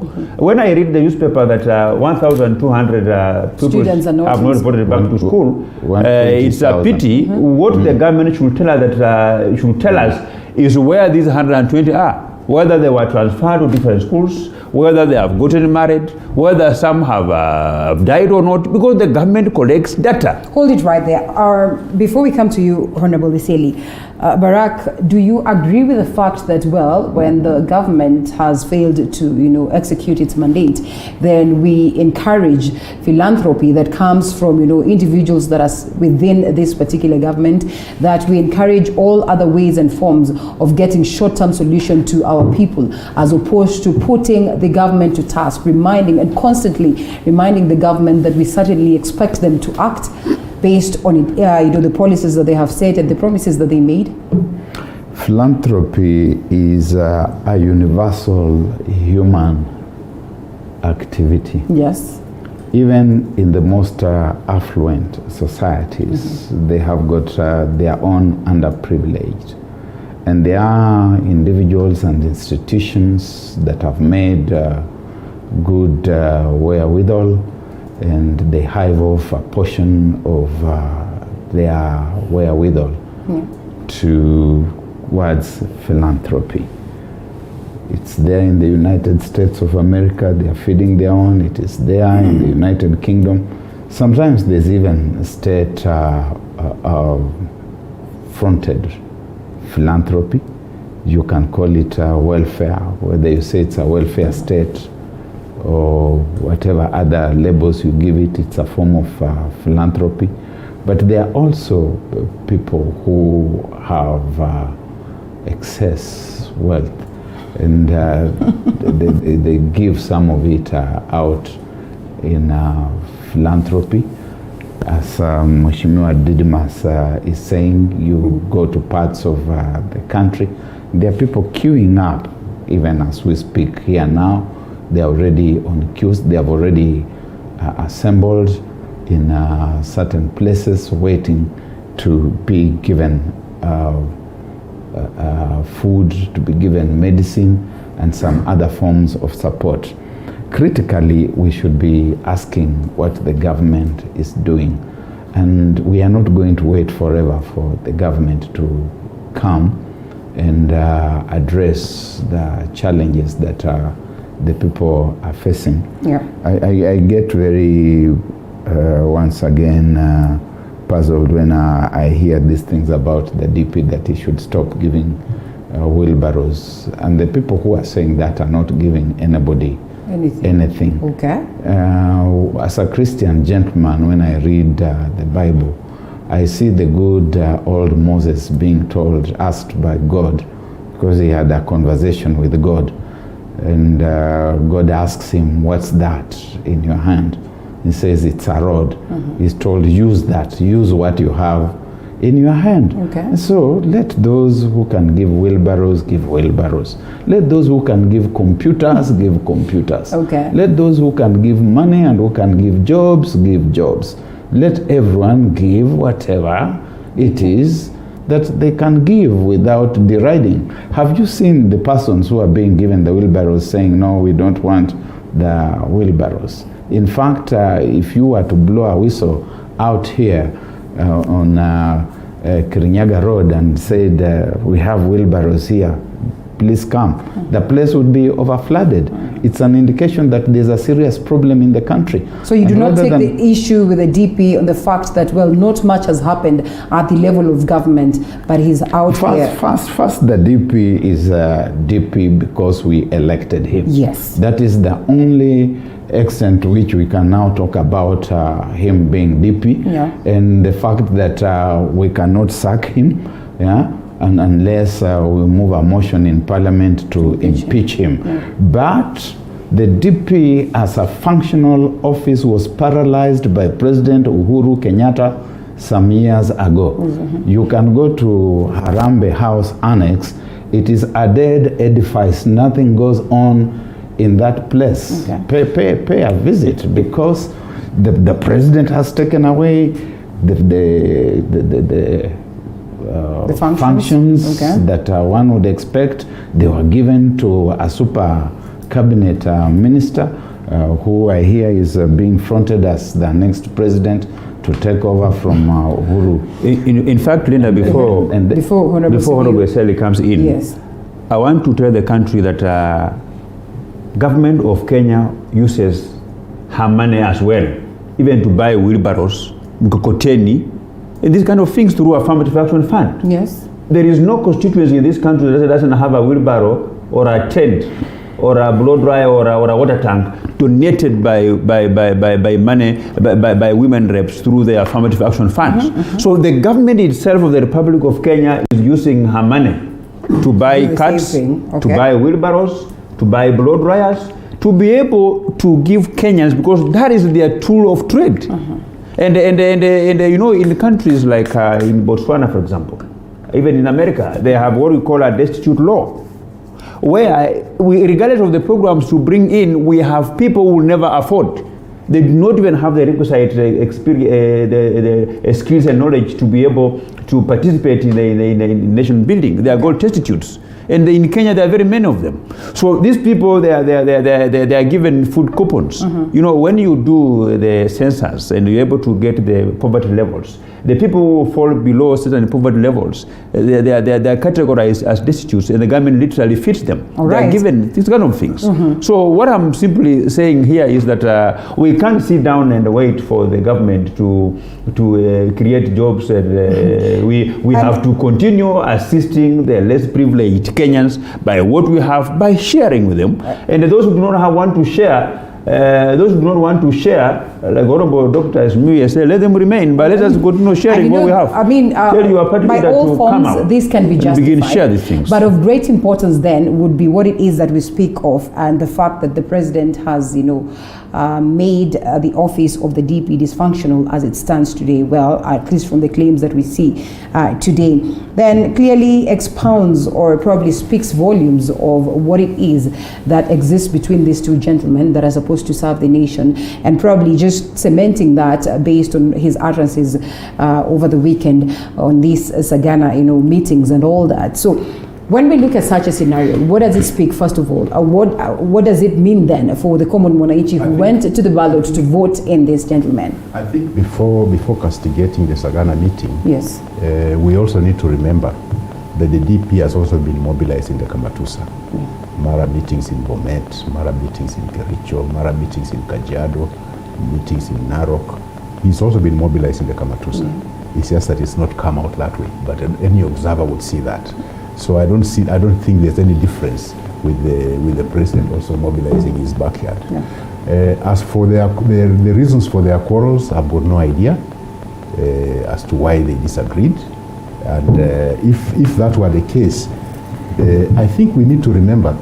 I know Didmas tried to, as usual, tries to throw some verbs here and there that if a senator doesn't want to give. I've been in this game for much longer than you. So if it's a question of giving, you still have a long way to give the same amount that I'm giving. Has been giving wheelbarrows also. You agree? It was wheelbarrows? If you are looking at developmental economics, as a nation, we lost it. If we are going to rely on philanthropy, that is what's going to develop our country, we've got it all wrong. During Moi's time, he spent all his time on that philanthropy.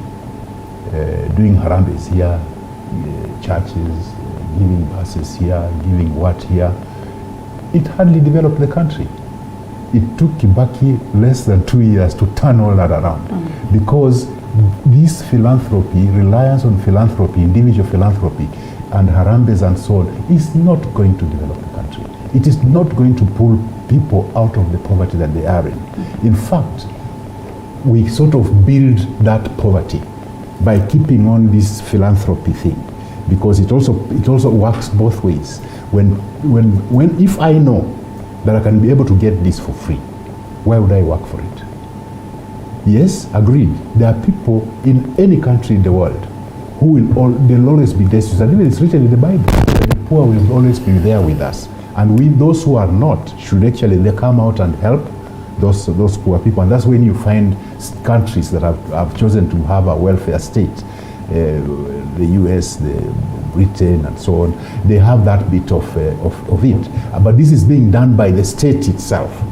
And you find that individuals who are philanthropists actually do it in an organized manner, such that you find like Bill and Melinda Gates Foundation, all those well organized, such that you can trace the taxes that Bill and Melinda Gates paid, and you can trace where that money they are using to help get vaccinations comes from, and you can trace how much tax was paid on it, and you can trace how much tax they were exempted from because of their philanthropy. But in our laissez-faire philanthropy, where you can't trace where this wealth is coming from, I think it's a dangerous situation, whereby we are saying that Kenya therefore has got a bigger share of destitutes than we should have. If somebody has been in government since 1992, and wants to turn around and say they are not responsible for the failings. The only time they missed government was perhaps 2002 to 2007. But all the other time they've been in government and at high positions, minister, what have you. I don't think if that kind of person is still going around with philanthropy, then there's something wrong somewhere. Why do you say that these monies could be, questioned in a way, yet you acknowledge the fact that this person has been in government for the longest of time? And from what we hear, there's plenty of money down there. Maybe they would have amassed enough. The richest company in this country is Safaricom. Yes. And they've got Safaricom Foundation. And they also do a lot of philanthropy. Yes. But organized. Yeah. And you think this one is not? My boss has been a beneficiary. Okay. Wrote a proposal to them, and they actually came and built an operation theater in the hospital, which is functioning and serving a very wide population. That is the kind of philanthropy. If this then is not organized, then why is it that government is not coming in? Because this philanthropy we are talking about now is not raw safi. Okay. Linda. The Safaricom philanthropy. They know you are their customers, and they do something that serves a whole community. You see, like what they have done for me in the constituency, it's serving over 200,000 people. And they do not expect operation theater.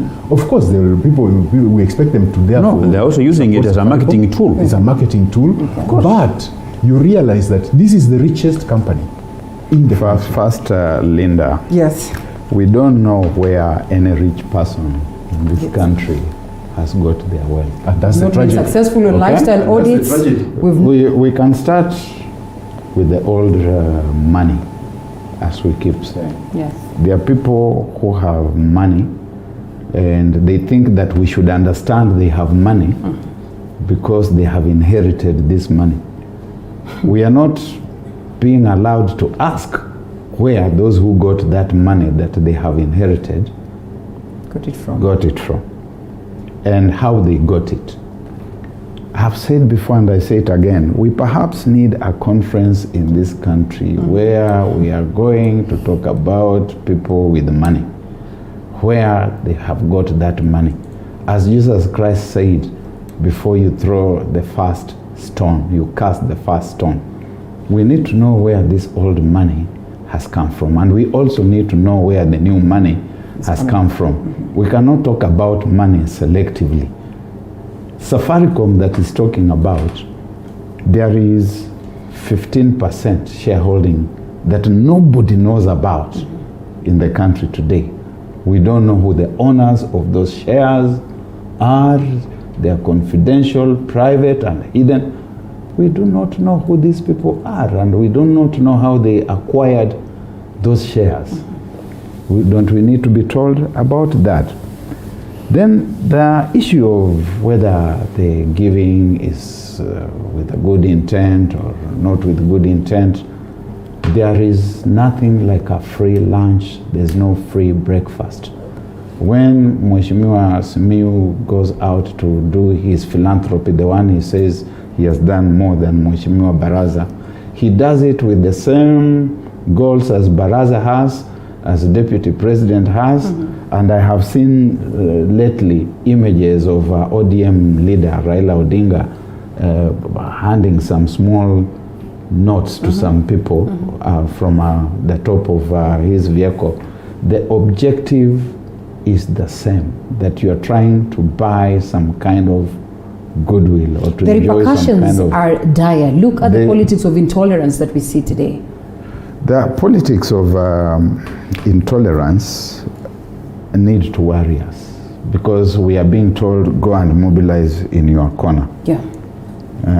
When you are like Baraza here, who supports the Deputy President, or myself, who does some work for him, they say you are traitors, that we are supposed to go home and follow any moving object that has got the tag Luya written on the breast. Okay. And if you are from Ukambani, you must go back to Ukambani and follow any moving object that bears the label of Kamba.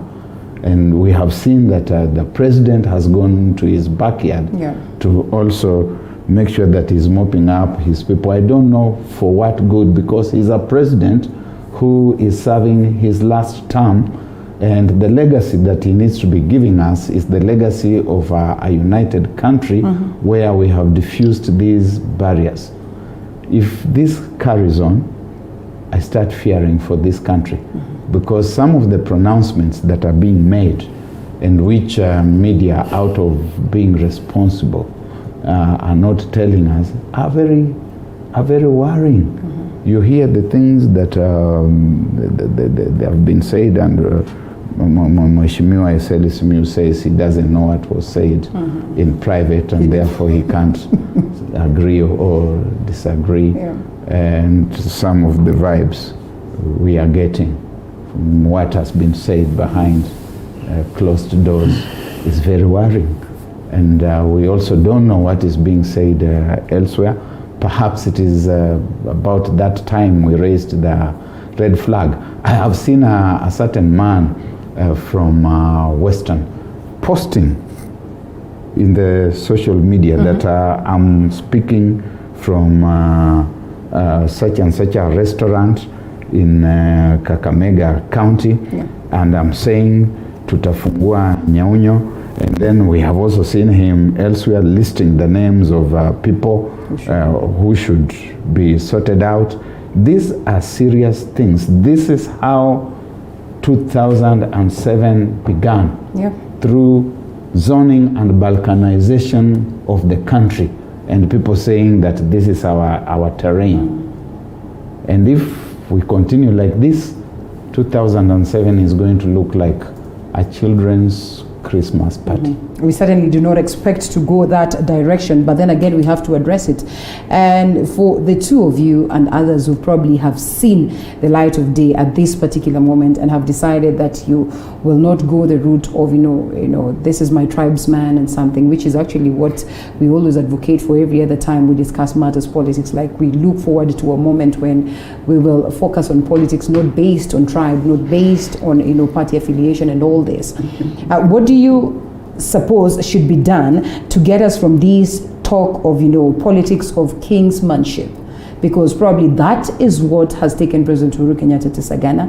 That is what every other time the likes of Mudavadi, the likes of Moses Wetangula are looked at as Luhya region leaders as opposed to the national leaders and all this. How do we get ourselves from this particular hook?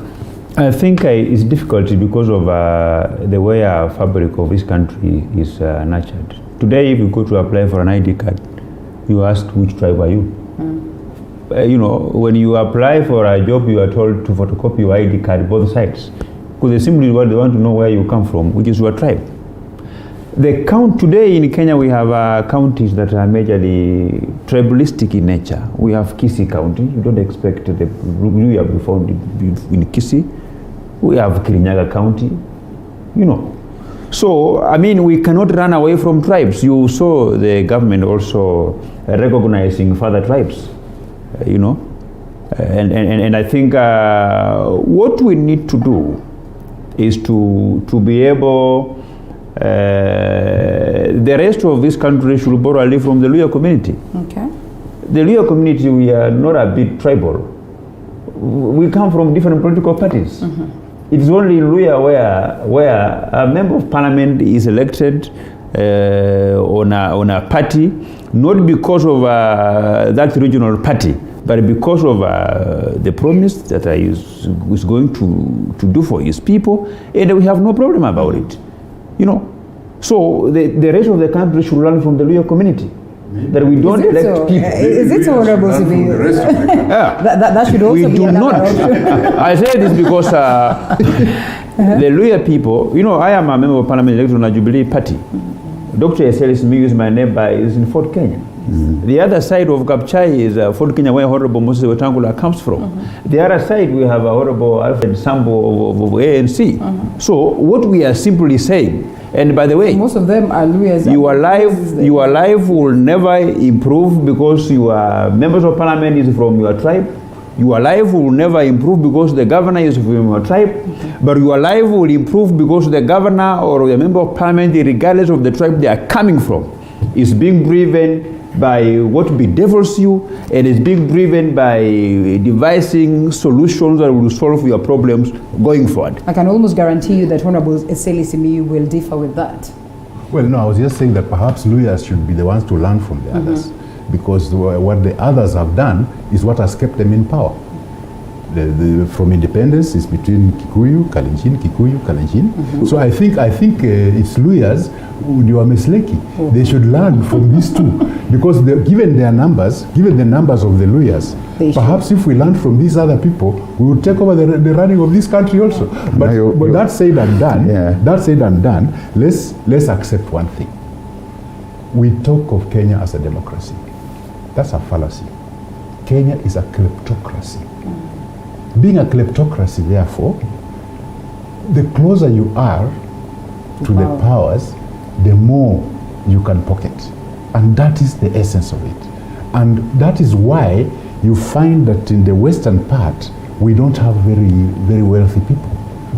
Even the Mudavadis and so we are not thieves. They are not exactly that. They are not rich and with a lot of money to give. But then you need to learn. That's what I'm they are rich. telling us to learn. They are rich. That's what I'm saying. No, it's the wrong model. But so many years after independence, and we are still where we are as Luhyas, maybe we should learn from the others. And that's why I'm saying that you should debunk the myth that Kenya is a democracy. Kenya is a kleptocracy. And we need to digest that and start doing what the others are doing. If we are going to mobilize ethnically, we should also mobilize ethnically. I don't see if the president is calling his people at Sagana and the DP is calling the Kamatusa group in Bomet, in Narok, in Kajiado, then why shouldn't the lawyers do the same? Because what's good for the goose is good for the gander. Why do you consider them role models? Why do you consider them role models while you work for the few that is probably mentioned? I'm saying it's the wrong model. Okay. But we don't seem to be able to change the model. Because if you balkanize the country, the easiest sentiment to mobilize is the ethnic sentiment. It comes naturally because of the breed, that we are of this breed, that we are being oppressed, that someone wants to take away that which belongs to us. If you ask people from Western Kenya about poverty, about underdevelopment, they know it, they understand it. When they hear the President of the Republic going back to his own backyard and telling the people there that they are underprivileged, our people in Western do not understand what he is saying. In fact, President Uhuru Kenyatta is the one symbol of privilege that we understand in our place. Now, if you start telling us to borrow from that model, the truth of the matter is that the ethnic sentiment is going to go overboard as it has done before. And you know, the outcome of that is a bloodbath. Yeah. Do we want to encourage the country to go in that direction? Definitely. Should we not be taking the good models and saying, let us work with this good model, and let this model be the example that then permeates the whole country? But then how do you do that while you acknowledge and accept and allow the people who are carrying the bad models to be right on top, to be the drivers of everything? I do not know who those people are. If I look at Deputy President William Ruto, he's working with people from across the country. He's working with him. He's working with me. He's working with people from the coast. Which is an advantage to him, so he cannot say no to that. From Kisii, yes, from all over. Yes, that is the kind of advantage that I would want to see, not the kind of advantage where you retreat to Sagana to start speaking in mother tongue. But he's working with the Right Honorable Raila Odinga, working with Javadi. This Sagana thing is being overdone. It is not being overdone. What about the Bomet meetings? What about the Kajiado meetings? What about the Narok meetings? And those mobilizing the people. Now the difference, the people who live in Kajiado, in Narok, are Kikuyu, they are Kalenjin, they are Maasai, they are Luhya. It is cosmopolitan. Right. And the attendance is open. Even in Bomet. Everybody. Even in Bomet. And even in Bomet. There are Luyas, there are Luos. The people who live in Sagana are exclusively from one community. And Bomet, the people who live in Bomet are exclusively from one community. Meeting are exclusively from one community. The president has taken an oath of office as a symbol of national unity. So but you see, okay? I want to. So if the DP has done what Eseli is saying, then two wrongs do not make a right. And the person who is at the forefront, who must pave the way, who must leave the legacy, because this is his tea party, is President Uhuru Muigai Kenyatta, assisted by his deputy. Assisted by his deputy. Yes. That's fine. I want to tell Eseli Simiyu. Right. When William Ruto does a meeting in Bomet or whichever way you call it, everybody is invited to attend. It's an open door policy. You've seen in Sagana even 41 members of parliament were never invited to attend because of their political affiliations. So this is what we are talking about. No, the invitation for you to attend the Sagana was on invitations only. You know, the transaction of the meeting was transacted in vernacular. I said something, and I think the gentlemen have not got me. I said Kenya is a kleptocracy. Yes. And the closer you are to the center of power, the more you are bound to get some of that rub off you, the largesse and whatever comes out of that. So I believe many of the people who purport to support so and so are just trying to get closer to where those things are being shared out from. Because being a kleptocracy, and the Luya gentlemen here never having been anywhere near that house where they share the meat, they have to hang on to somebody who is close.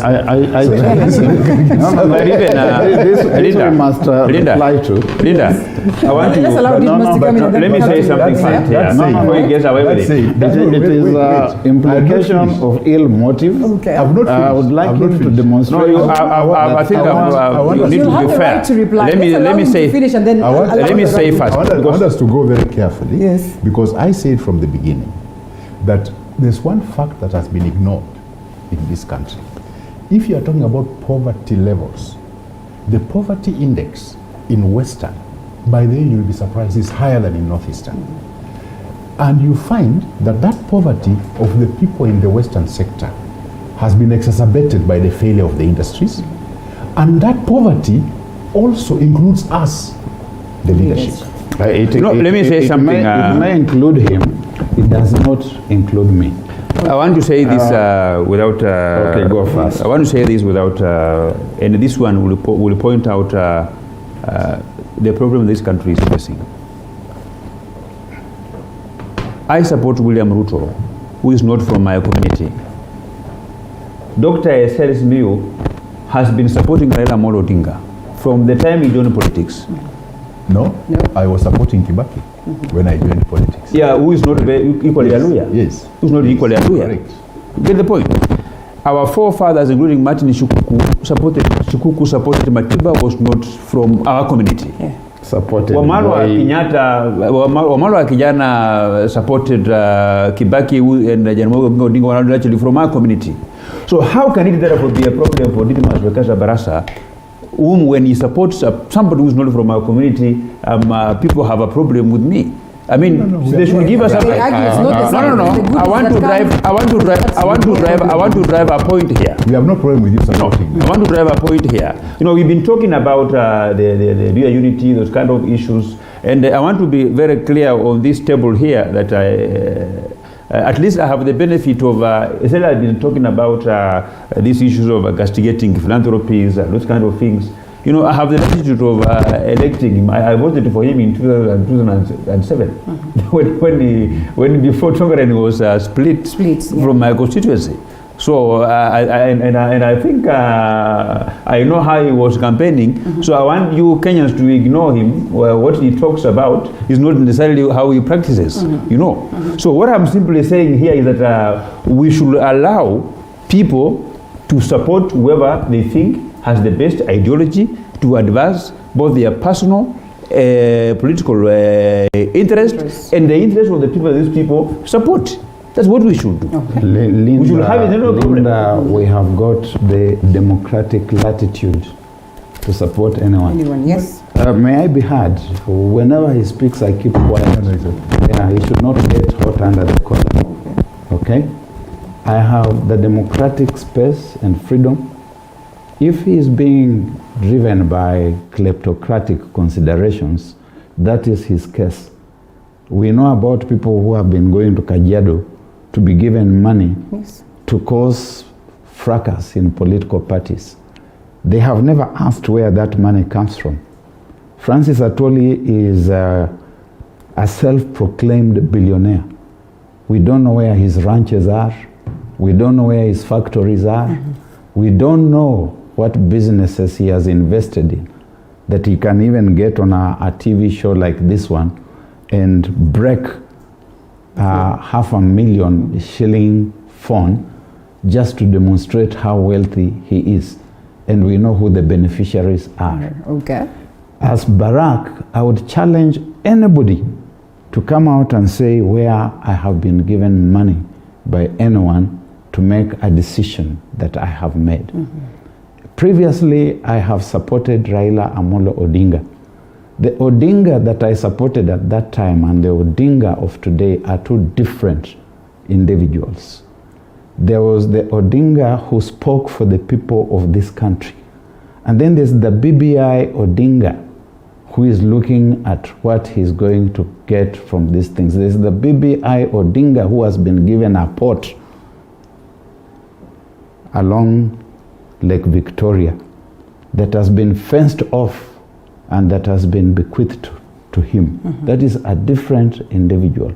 I go with the voice of the people and where the people are. And the DP for the time is being, the voice William of the people Ruto for now? is Okay. the voice of the people. All right. If he stops being the voice of the people, You will stop. I will also stop supporting him.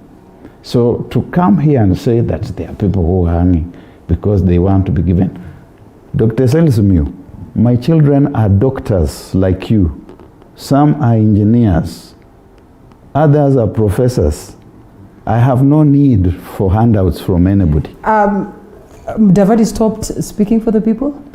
He never spoke for the From the people. word We go. tried to make him speak for the people. Okay. And we got to a point where we saw he could not speak for the people. Let's close it at that. Can I now speak? As we wind up. I think I still insist that I know Barack is saying about his democratic space. I still insist that there's no democracy in Kenya. What's in Kenya is kleptocracy. And I think if it's a question of speaking for the people, that is a loud statement for the people. That Kenya is a kleptocracy, not a democracy. And we need to change that. How? The other If we have to issue- swim in it. The other issue we are talking about speaking for the people. I guess we've lost our how do I call our ideals and standards as a nation, if we ever had any, because as I said on this station a few days ago, the message could be right, but the messengers are all wrong. Wrong messenger, correct message. Because what I mean by this is that the wrong messenger is using the correct message to endear themselves and slowly capture the people's imagination, but eventually what they do is totally different. Because if one has had the opportunity, for the last since 1992, to make those changes and they have not done so, which road is this to Damascus that they have walked on, that they are now going to change and do the right thing? Well, if all along nothing right has been done, and then suddenly now we are arguing that these same people are going to change. And when I keep on insisting that if there could be the right message resonating with the people. The BBI. But no, not the with the BBI, people, sorry. the narrative they are trying to Okay. It could be the right message, but the messengers are all wrong. William Ruto has never been president of this country. The presidents have been Jomo Kenyatta, Daniel Arap Moi, Mwai Kibaki, and Uhuru Kenyatta. Otherwise, Ruto the has same, worked under them. otherwise the same argument can be made. Mudavadi has worked under them. Raila Odinga has worked under them. So all these Eseli Simiyu individuals- has worked under them. Okay. All of them have worked under never- them. He I've has never worked been- under I've never been- Wetangula, I've who never has been a worked, minister. who has worked under under them. What ESL should know. If we want to analyze the performance of William Ruto, we should analyze how he performed the ministries where he was minister, including the Ministry of Higher Education, the Ministry of Agriculture. This guy has done properly very well. And I want to tell you, Honorable Eseli, you are my neighbor. Please, make up your mind, join the Hustler Nation. We are coming for you. He is a hustler. Sorry. We are I don't go by friends. I don't go by friends. Are you threatening me? Are you threatening me? I'm telling you, we are coming for you. This is the sort of thing that brings divisions in the country. Okay. Intolerance like that. It's not intolerant. That is our I'm biggest- simply yes. saying. Is that what the hustlers just means? The hustlers- That they are going to threaten everybody? I don't know That they are about going to that. coerce everybody? That threat. That they are going to twist everybody? Is that the philosophy of the hustlers? he At explain? least you've I come don't out clean. You've Is come that a out threat? clearly. Is that really You've a now threat, said so. Eseli? He has Was now that said, supposed- no, is he has, that- it's good he has said it on national TV. Okay. Now he has exposed them. For the best He has of exposed everything. them for who they are. For very many He has exposed them for who they For are. very many years in this country, people have been elected on the basis of a political party's euphoria, whether it's NASA, whether it's ODM or anything else. But this time round, The euphoria that the people that is going to feed people still euphoria. Is the euphoria. Still euphoria. To advance still euphoria. The economy. It is still euphoria. So what's up, new? Not up, so what's bottom. new? It's still euphoria you are bringing. I think it's left for the committee to decide what is new in this case. You have not changed anything. Gentlemen, we can close it at that. These two are neighbors, so I do not know they we are worried, eh? We should be worried. Maybe you just changed the not the forest. The forest and the bank. All right, gentlemen, we close it at that. Member of Parliament Tongaran, Honorable Eseli Simiyu, Dr. Barak Mulupa, Communications Advisor, and lastly, Honorable Didmas Baraza, Member of Parliament Kimilili. It was good having you, gentlemen. I would have allowed you to speak of, your parting shots, but then time cannot allow us. I would have loved for us to hear what you think about the BBI up at the counties, but we look forward to have you again on Monday. Thank you. Do have yourself a lovely one as we cross over to a different conversation altogether.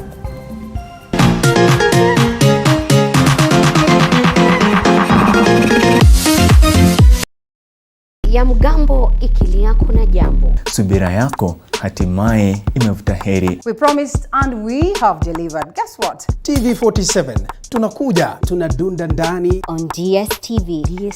DSTV on DSTV.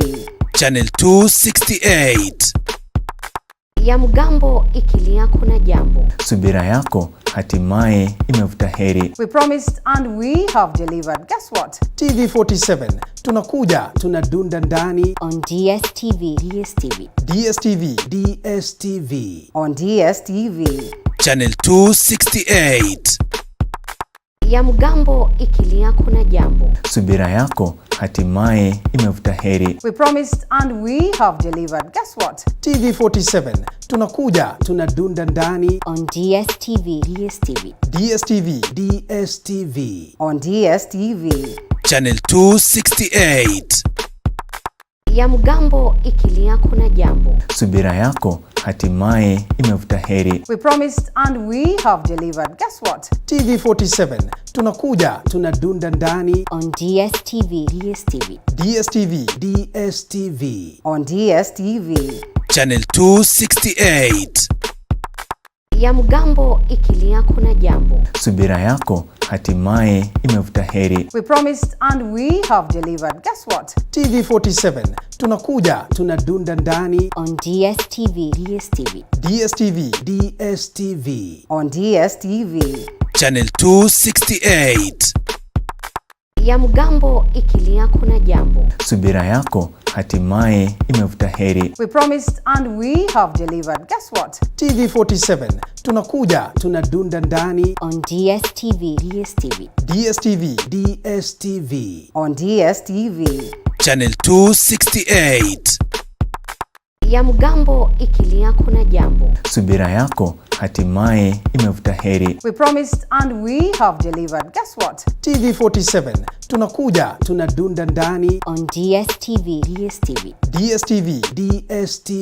on DSTV.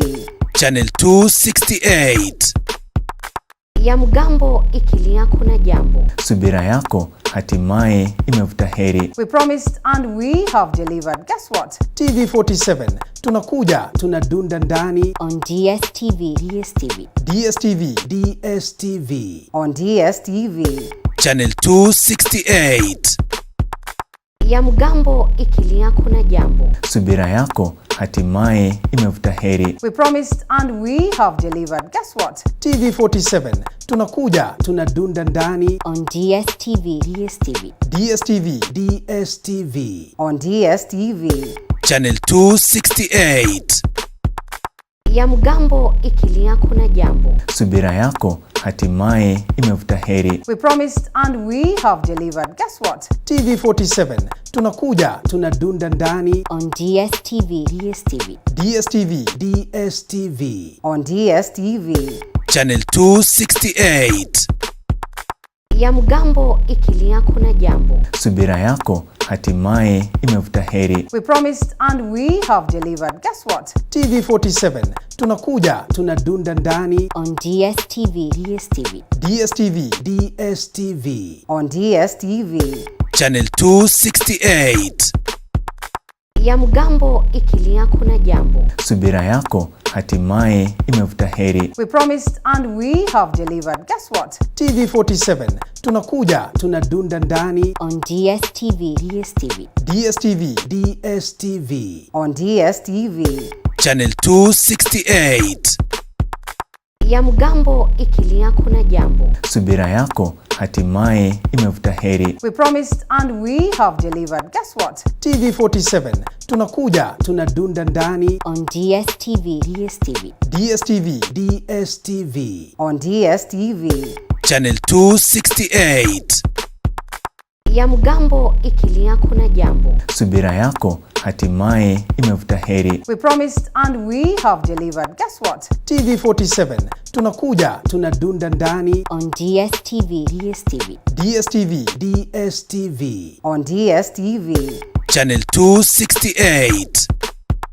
Ya mgambo ikilia kuna jambo. Subira yako hatimaye imevuta heri. We promised and we have delivered. Guess what? TV47 tunakuja, tunadunda ndani on DSTV.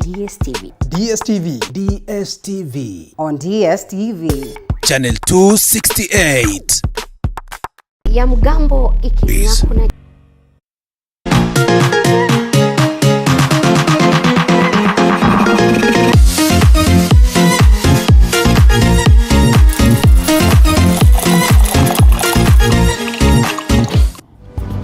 All right, welcome back to the broadcast, the last laps of it, but we also discuss something that is very pertinent and very important.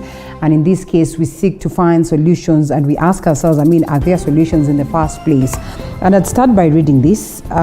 One speaks of a scenario, where they face pain alone, pain that nobody can ever understand.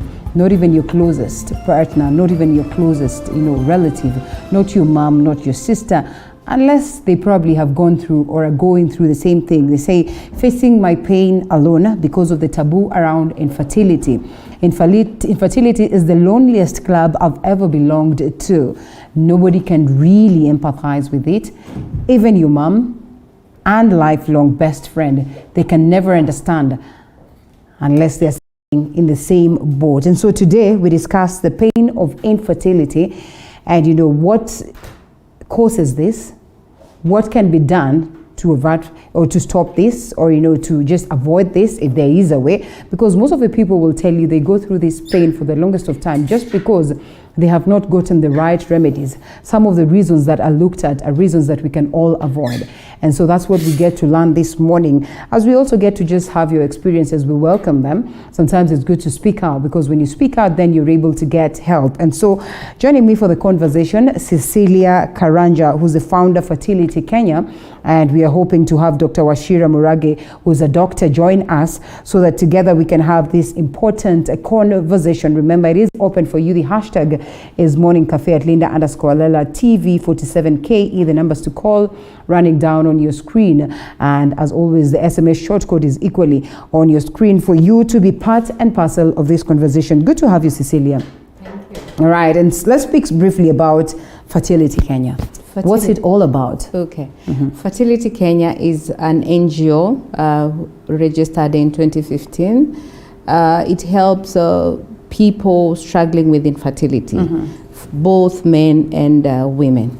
Yes. All right. So in this case, then one would want to ask, help in what way? Help to, get them to a level where they can now sire, they can have babies, or help in what sense? Because sometimes you're told that the condition is, is something that you cannot reverse. It's there and it's for the rest of time. So how then does help come in this case? I think that's a different perspective, because infertility is not like there is no solution. There is a solution. In most cases? In all cases. All I right. would say there is a solution in infertility in all cases. Okay. So basically we try and educate them. In Fertility Kenya, we try and create awareness, and also we give them a shoulder to lean on, meaning that if they are going through the infertility, if they're going through infertility, they are able to come to us, talk to us, and also connect them to other people who are going through the same thing. So basically, Fertility Kenya per se is a place where when they come, they feel at home. Also, we negotiate on their behalf. We go to doctors, talk to them, and tell them that, infertility treatment is a bit expensive. Would you be able to just subside the prices for our members? So all our members, once they register to be members, they go and see doctors without paying any consultation. And if they were to do the laparoscopy or IVF procedures, the prices are negotiated if you're a member of Fertility Kenya. All right, I think we need to go back a bit and probably understand what infertility is, because, majority of people will tell you that is the inability to conceive, and it ends at that. So when you speak of a scenario where this can be addressed, what exactly do you mean? Okay, infertility is inability to conceive. Yes. When you have your partner and you've stayed for like 1 year, we say consequently for 1 year, and you're not able to conceive.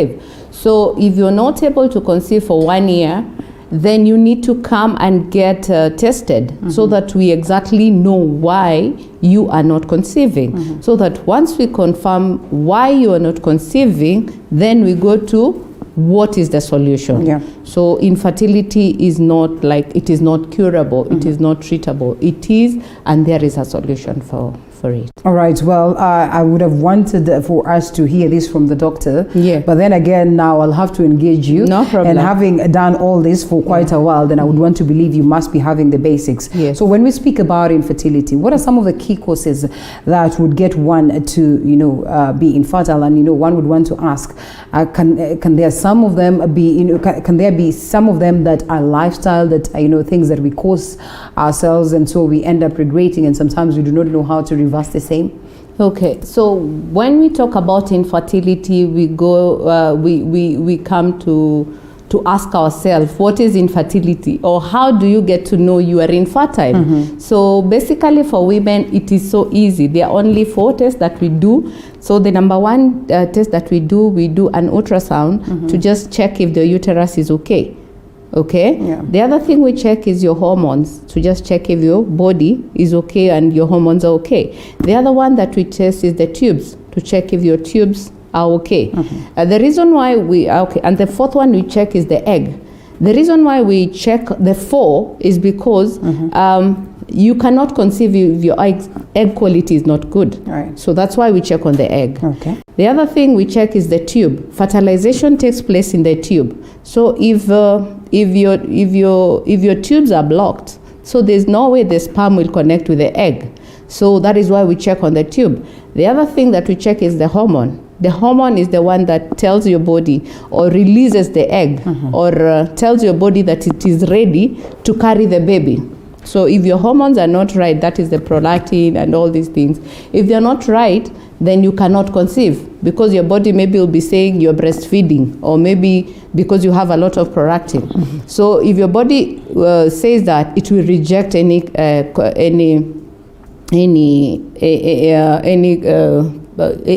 will stop you from conceiving. Yeah. So the other thing that we check is the uterus. Uterus is where the baby grows. So if your uterus has fibroids, or maybe it has you don't have a uterus, because most of the time you find that there are people who don't have uterus, like 1% of all women in Kenya, or most of in the Kenya is around 1 to 2% who do not have the uterus. Okay. So if you don't have uterus, you will never conceive, because you will never carry your baby, because the uterus is not there.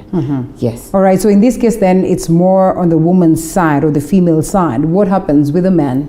Okay, for men, well, the test for men, we do a sperm analysis. Sperm analysis, we check on 3 things. Number 1, we check on the sperm quality. That is the quality, the quantity, and the motility. The quantity, they should be 20 million and above. The quality, it should be a head and a tail, but no man has 100%. So even if you're a superman, there's no way you can have 100% of the sperm quality. The other one is the motility. Motility, it's how it swims. So if you have the sperm quantity and the quality and it doesn't move, your wife will never conceive, because there's no way that the sperm will swim it will swim towards the egg. So it will only, you'll be releasing it and it just gets out. Okay. Yes. It becomes all right. Okay. So in this case, then, are there certain types of infertility, and the lifestyle, things that we do that would probably get us to that point where maybe the foods that we eat, the things that we do not do right, and all that. I'll say in all whatever we have said, most of the time when you have the tubes is because maybe you had an infection. Like as women, we normally have infections and it is not treated right. It can cause blockage of tube. And then the other one, if you don't have a uterus, this is something that you're born with, or it's something that developed along the way. The other thing is the hormones. Hormones, yes, it can be caused by whatever you eat, and also how fit you are. So at least you need to eat healthy. We tell people it's important to eat healthy. And also the egg also, it is determined by what you eat, because the quality of eggs is determined by your age, number one, and also how fit you are. Because if you're just eating junks, and you're not eating healthy, then it will mean even the egg quality will not be good. Yeah. Okay. You say that this can be 101%, be a case that can be cured in all, forms, right? Yes. And then I would want to ask myself, what then is this one thing that probably causes a scenario where a woman or a man or a certain family is not able to get babies, and in totality for the rest of time? What really is that if it is not infertility? It is infertility, but they've not come up to get the new technology, because right now, as we're talking in our country, there's this technology of IVF procedure. So if you have the uterus, that is the most important thing that we check as a woman. Okay. If you have the uterus, we don't care about the hormones, we don't care about the eggs, we don't care about whatever you have. It doesn't even matter if the problem is with the man? It doesn't matter even the problem is with the man, because Okay. if he doesn't have the sperm at all, because at times we find that a man doesn't have sperm at all, then we can do sperm donation. Okay. So we can get somebody to donate the sperm and then fertilize with the egg of the wife, and then the wife carries the baby. So basically they are carrying their own baby, because nobody will ever come and say, this is my child. Yeah, so it will be between me and my husband that we donated the sperm. The same case with a woman, we find that there are people who are like 50, they've gone into menopause and they don't have the eggs. Or maybe somebody is 35 years and they don't have, the egg quality is not good. So what happens is that we get somebody to donate for them the eggs, and then we fertilize with the sperm of the man, and also they carry their own baby. So by the end of the day, that is why I'm saying there is no reason why we should not stay without a baby. Let's speak about egg donations, sperm donation, and all that. Just how common are they, and just how welcome are they, and how does it get to that point where an individual will decide that I'd willingly do this, and what processes are they taken through before it gets to that point where you can approve of that? Okay, so basically egg donation and sperm donation is the main thing here now, because when you struggle with infertility, most of the people who come to us are people who are past 40. And when you pass 40, when you come to us, we find that your egg quality is wrong.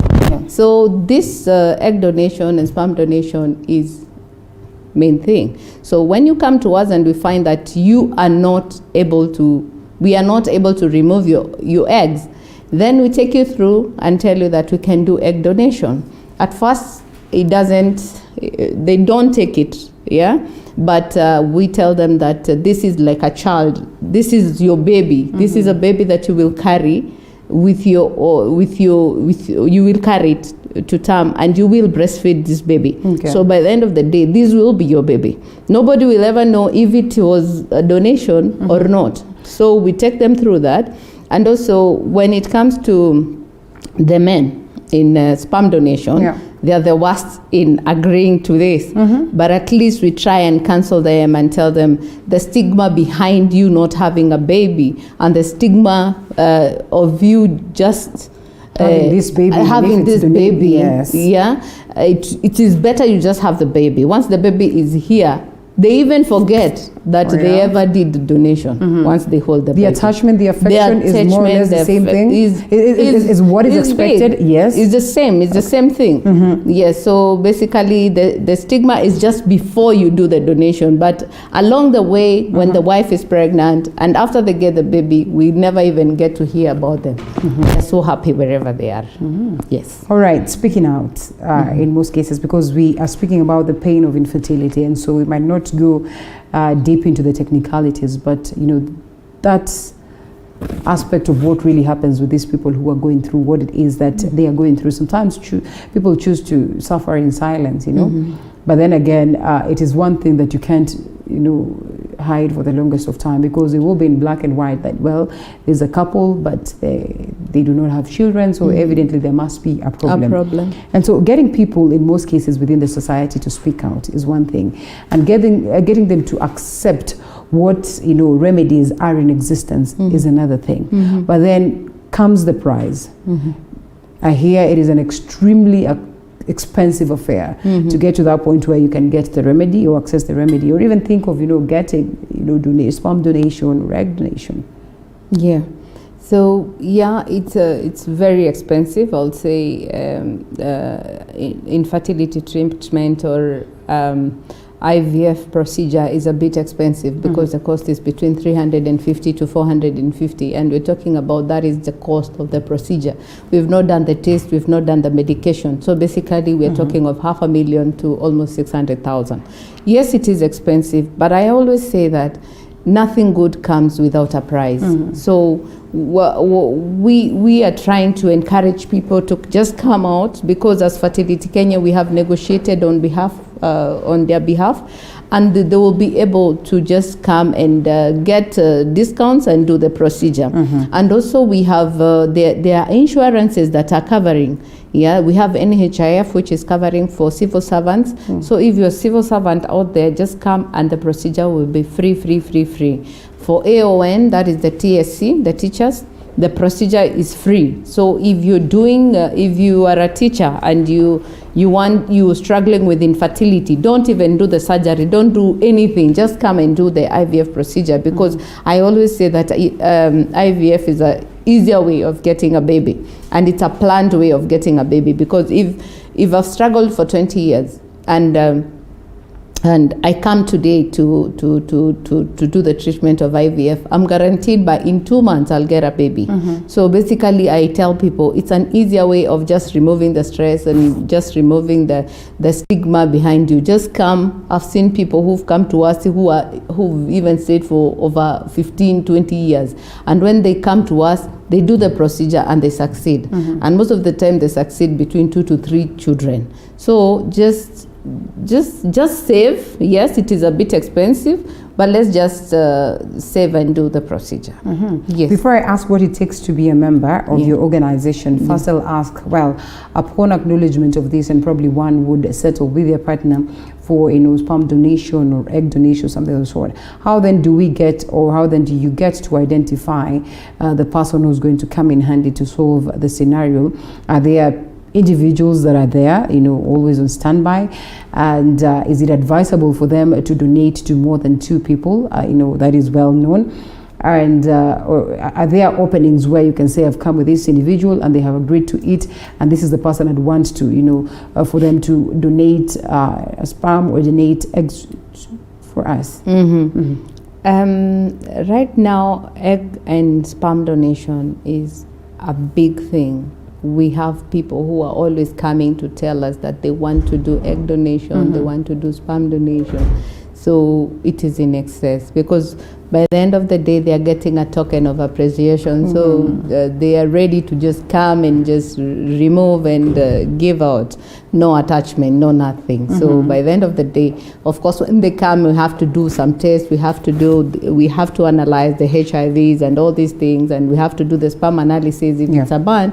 For a lady, we have also to do the same. We have to do these tests and then confirm that they are viable to do the test. And also, we also check if they have donated somewhere else. So if you're a lady, it's very hard for us to take you if you have donated somewhere else. Why? Because most of the time we don't get the egg quality that we want. Okay. Yeah. So we normally ask if you donated somewhere else, how long was it? So if it was recent, we cannot take. For a man, okay, we don't necessarily check on that. Provided your sperm quality is good, we are okay to go. For that question that you've asked about if somebody can come with somebody they know and they just do it for free. Yes, it is for free, but just imagine you are my best friend. Okay, and so I'll be looking at this baby. Okay. You'll be looking at this baby, and maybe one day, one time, you will come and say that this is my baby. Get a scenario whereby you've taken your sister, because if you take your sister, it's the same DNA. If today I took my sister to donate for me the egg, it will be the same DNA as mine. But assume one day, one time, my baby becomes a president of Kenya. Or she will be out there. Or becomes a celebrity. We saw Diamond the other time saying that the dad is not the dad. So the real dad was the other person. So assume that he become very famous, and one day, one time, I come and say, now this is not Cecilia's child. This is my child. Yeah, we did this and this and this because things happen. All right, and speaking of things happening, we really don't encourage people to bring their friends or bring people that they know. Just let it be anonymous and no attachments. That's it. How anonymous can it get? Look at me today. I have hosted you.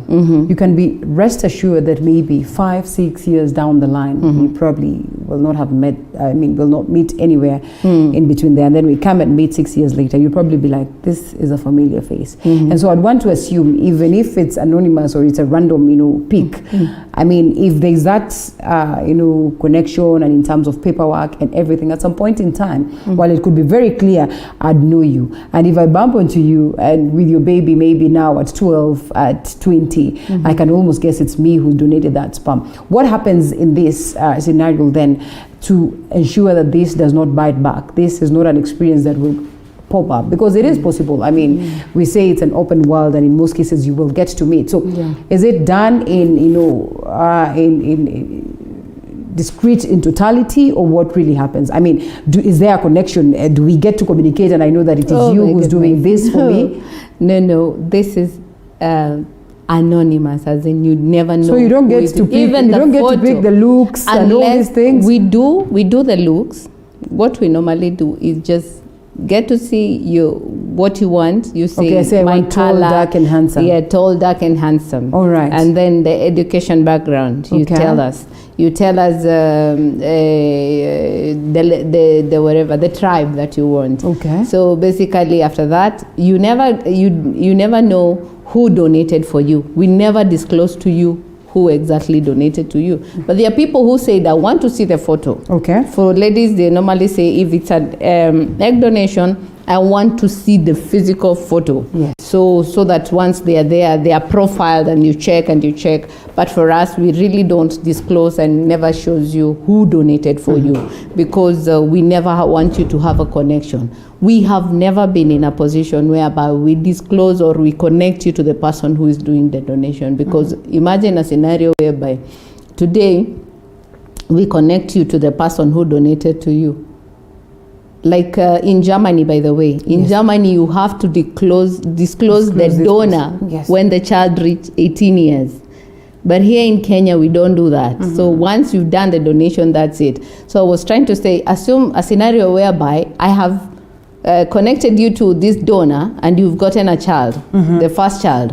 So you'll even go back behind the back and say, now I need the second one. Yes, I want the same thing. And by the end of the day, or maybe you find that the person who was donated to you, he comes to become a big person. Yes. Yeah. We'll go for that. We'll go for we say, hey, do the DNA. Huyu ni mtoto wa huyu. Like what we are seeing on funerals. We find that people saying, hey, huyu ni mtoto wake, huyu ni mtoto wake. So we kind of try and remove all that. Yes. Don't you think it's unfair for the baby? Not probably really. That's the reason why German terms is necessary or wise to disclose this at 18. I think we are not yet there. Like in Germany, we are more like we are more in our world, and those are rules that are there in Germany that you have to disclose. Here in the country, there's no that. So at least we are sailing with what we have. For the baby, I think not really, because you're in the world. How many people are here, their dad are here, and they were conceived naturally, and they don't even know their dad. Okay. There are so many people who are out there, and they really don't know who their dad is, or even they have been introduced to another dad who they think it is their dad. So I don't think it's a big Well, problem. someone is asking a question, how do they get to the clinics where they can now be donors? That one you will tell us as we proceed. But then I'd want to ask this. How long does it, or how long would it take approximately for someone to get their preference, for instance, the preferred donor or something of the sort, in terms of what it is that they have given as, you know, their expectations? How long would it take? Sometimes someone can ask for something that is almost, you know, unachievable. Are there scenarios you're going to disappoint them and say, no, this is not here as at now, but you can get this? We really try not to disappoint them, because just imagine you're a Muzungu and you want a Muzungu baby, and then by the end of the day, you get an African baby. Or maybe you're an African baby, and then I give you a Muzungu donor. Then you're carrying, like, I saw one that was done, and they got twins of a Muzungu. So by the end of the day, you two are black and you have a Muzungu baby here. So what do you say? So, and another one who went to India and did the IVF procedure, they didn't care. Mi nataka mtoto. Wakaweka mtoto akatoka Muhindi. Sperm donation ya Muhindi. What do you do in such a scenario? So we try as much as possible to make sure that the donor you want, we match the donor that you want. And if possible, extremely strict. Yes, we are very strict on that. Very, very extremely strict on that. And if possible? If possible, if you insist on you the get photo, to see this person, yes, we show. The other party is okay with their photo being shown? When you come to do the donation, of course, when you give us the profile, because we take your passport photo, it shows that you're free to be shown. You sign those agreements and you confirm that you're okay to do that. Yeah. So where do they come when they want to do the donation? Yes. You need to look for all those facilities that are doing IVF procedure. We have so many in Kenya, so they need to walk in and just say that they want to be donors, provided they are young, below 27 years. Are we allowed to speak? Oh, below 27? Yeah. That is a must. Why? Because the egg quality. We check the on the quality. egg quality. You said you maintain that the egg quality is good. That question skips my mind, but all the same, I'll ask this. Are we allowed to? You were saying, are we allowed to? Maybe to donate or something. I don't know what you wanted to say. You were saying, are we allowed to? You were saying something. That one has skipped my mind. It's okay. I'm going to get a hold of it. The women, you spoke about the duration maybe after you have donated your eggs. Just how long then would it take for one to get to come and donate and do another donation? Yes. Maybe 1 or 2 years. 1 or 2 years. Yeah, 1 or 2 years. Yeah. All right. We really don't encourage ladies to come and do a lot of donation, because by the end of the day you're very young, and the egg will depreciate. At a time you'll need to have this baby. So yeah, we don't really encourage. But again, I also encourage them to come and donate at least once in their lifetime. Reason being, every month you're having your periods and your egg is just going like that. So if you just come and volunteer and give out your eggs, then it will help somebody who doesn't have a baby. So we really encourage people to just come out and just come and do donation, just for the sake of that woman who's not able to conceive. We also encourage men to just come out and just give us their sperm donation, so that we can help that man who is not also. So there's always ready market? I'll say, yeah. It's almost a guarantee that if I come and donate my egg, it's a sure deal. How much money are we looking at? Not much. Actually, that was my question. Are we allowed to disclose the amount of money that can be paid for this? Not much. They're not paid much. For men, it's around 15,000, 20,000. For ladies, around 50, 60. up to 100,000. If it's a process that is taking about 200,000, 400,000 or so, why is it then that they get very little? In fact, we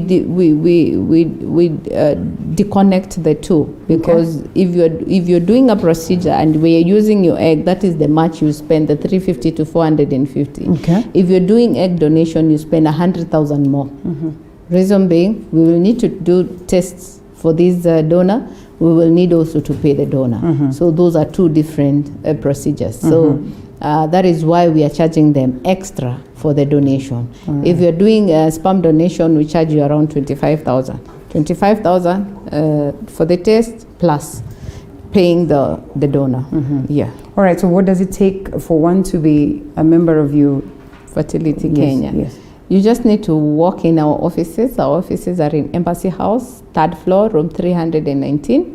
And then you pay 2,500. Then we give you a membership card.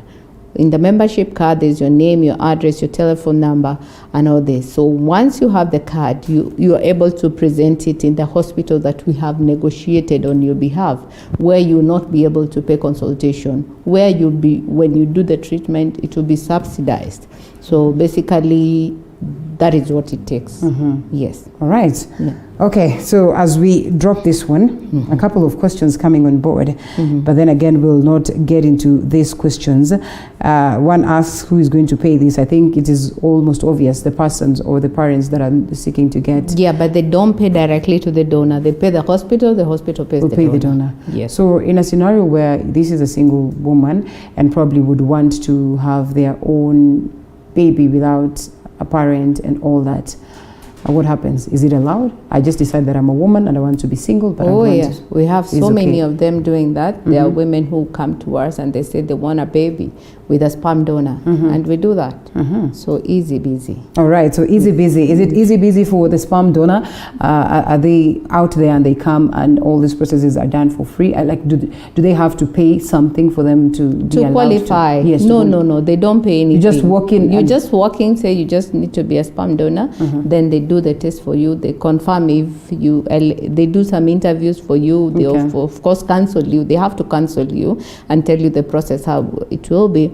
And then once you confirm to read, then we start on the test. Once we do the test, and then we do the first test we do is we are not taking it for the procedure. Okay. We are just confirming if you're fit for the procedure. So once we confirm that, then the next time you'll be called to just do the sperm donation. But for the ladies, we just do the scan. Once we do the scan, then we are able to tell them if they qualify or not. Yes. Members have to be those ones who've probably gone to hospital and, in a way received this diagnosis, or anybody can be a member? We normally say people struggling with infertility. Okay. If you're struggling with infertility, those are the people we deal with. If you're not struggling with infertility, then no. Maybe if you can just take the information and pass it to somebody who is struggling with infertility, that is okay. Are there instances where it is chronic to a point whereby maybe someone comes to you with the hope that, in a year's time or, in less than a year's time, I'll have conceived, and then this does not happen? How do you take them through this process? How do you get them to just hold their hopes high that something is going to happen? Okay, we've had scenarios where we have people who've tried the first IVF and it has failed, the second IVF it And they has have to failed. pay for all that? They have to pay for all that. The third, the fourth, they don't lose hope. So this is not a sure thing? It is not a sure thing. There's somebody who we had we're in December. Yes. She had tried 4 times. So in December she did the 5th time and now she has conceived. So basically we tell people you need to push. There's no other way. You need to push. So when it fails, you don't stop, you try again until you get it. Yes, but there are scenarios whereby you find that somebody has come to us and they do not have uterus. So what do you do about that? So number one, we get to check if the uterus was removed because maybe of fibroids or something. If they have the ovaries, we can use the ovaries to the baby. Yeah, to get the baby. Okay. But if a scenario where they don't have, we tell them that we're gonna do surrogacy. Surrogacy is whereby now we have somebody else carrying the baby for them. So once they carry the baby for them, after they deliver, they get their baby. Or again, if they're not ready for surrogacy, because surrogacy is a way very expensive, it's a topic for another day. It's way very expensive, then we can ask them to do adoption. So we work with adoption agencies where we refer them there, and they are helped to get their own babies. We have very many people who've just gone to adoption agencies and they have these beautiful babies. And when they are there, they can say if they want twins, if they want single, if they want a girl, if they want a boy. I normally say in adoption is the easiest way to get a baby, although nowadays there's a lot of laws governing adoption, and we've had problems. In fact, last year they had stopped it, but it's an easier way to say that I need a girl and you get a girl, I need a boy and you get a boy. Yes. Surrogacy, let's take ourselves back to that. So during this process and someone is carrying a pregnancy, so I mean, are there arrangements that are made, say with your work environment or somebody else's work environment, that are pushed by the institution to ensure that this lady is protected? Because I'd want to assume if someone is carrying my baby, then maybe I would want to go missing for 9 months and then I just appear with a baby or something of the sort. I mean, what really happens within this arrangement? Yeah, in the arrangements there's always a lawyer to take us through, to protect the mother and to protect the person carrying the baby or the surrogate mother. So basically what we do, we get them through the lawyer, and also we put the terms and conditions of carrying the baby. So we say every month you'll be paying this, you'll be paying the surrogate mother this much, and once they deliver is this much. Of course, no one would get into this if they're up to stealing your baby. They're up to just getting that allowance that you're giving them, and by the end of the day also help you get that child. But I've seen a scenario whereby there's another lady who came and they did surrogacy, and they called the friend to carry the baby. When they asked the friend to carry the baby, the lady hosted the lady in their home. Yeah, so they were very close. Wacha tukae kwa nyumba and everything, and by the end of the day, she was too malicious. At I think 5 or so, something happened, and they said, I can't see the baby. How can a 6-month baby just disappear? It must be something, wadienda wakakosana, and maybe something just happened.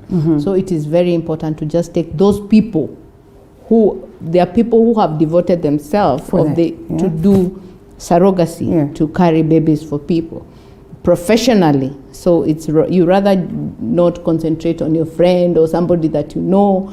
I always tell people, just avoid that. It is cheap, but it is expensive at the long run.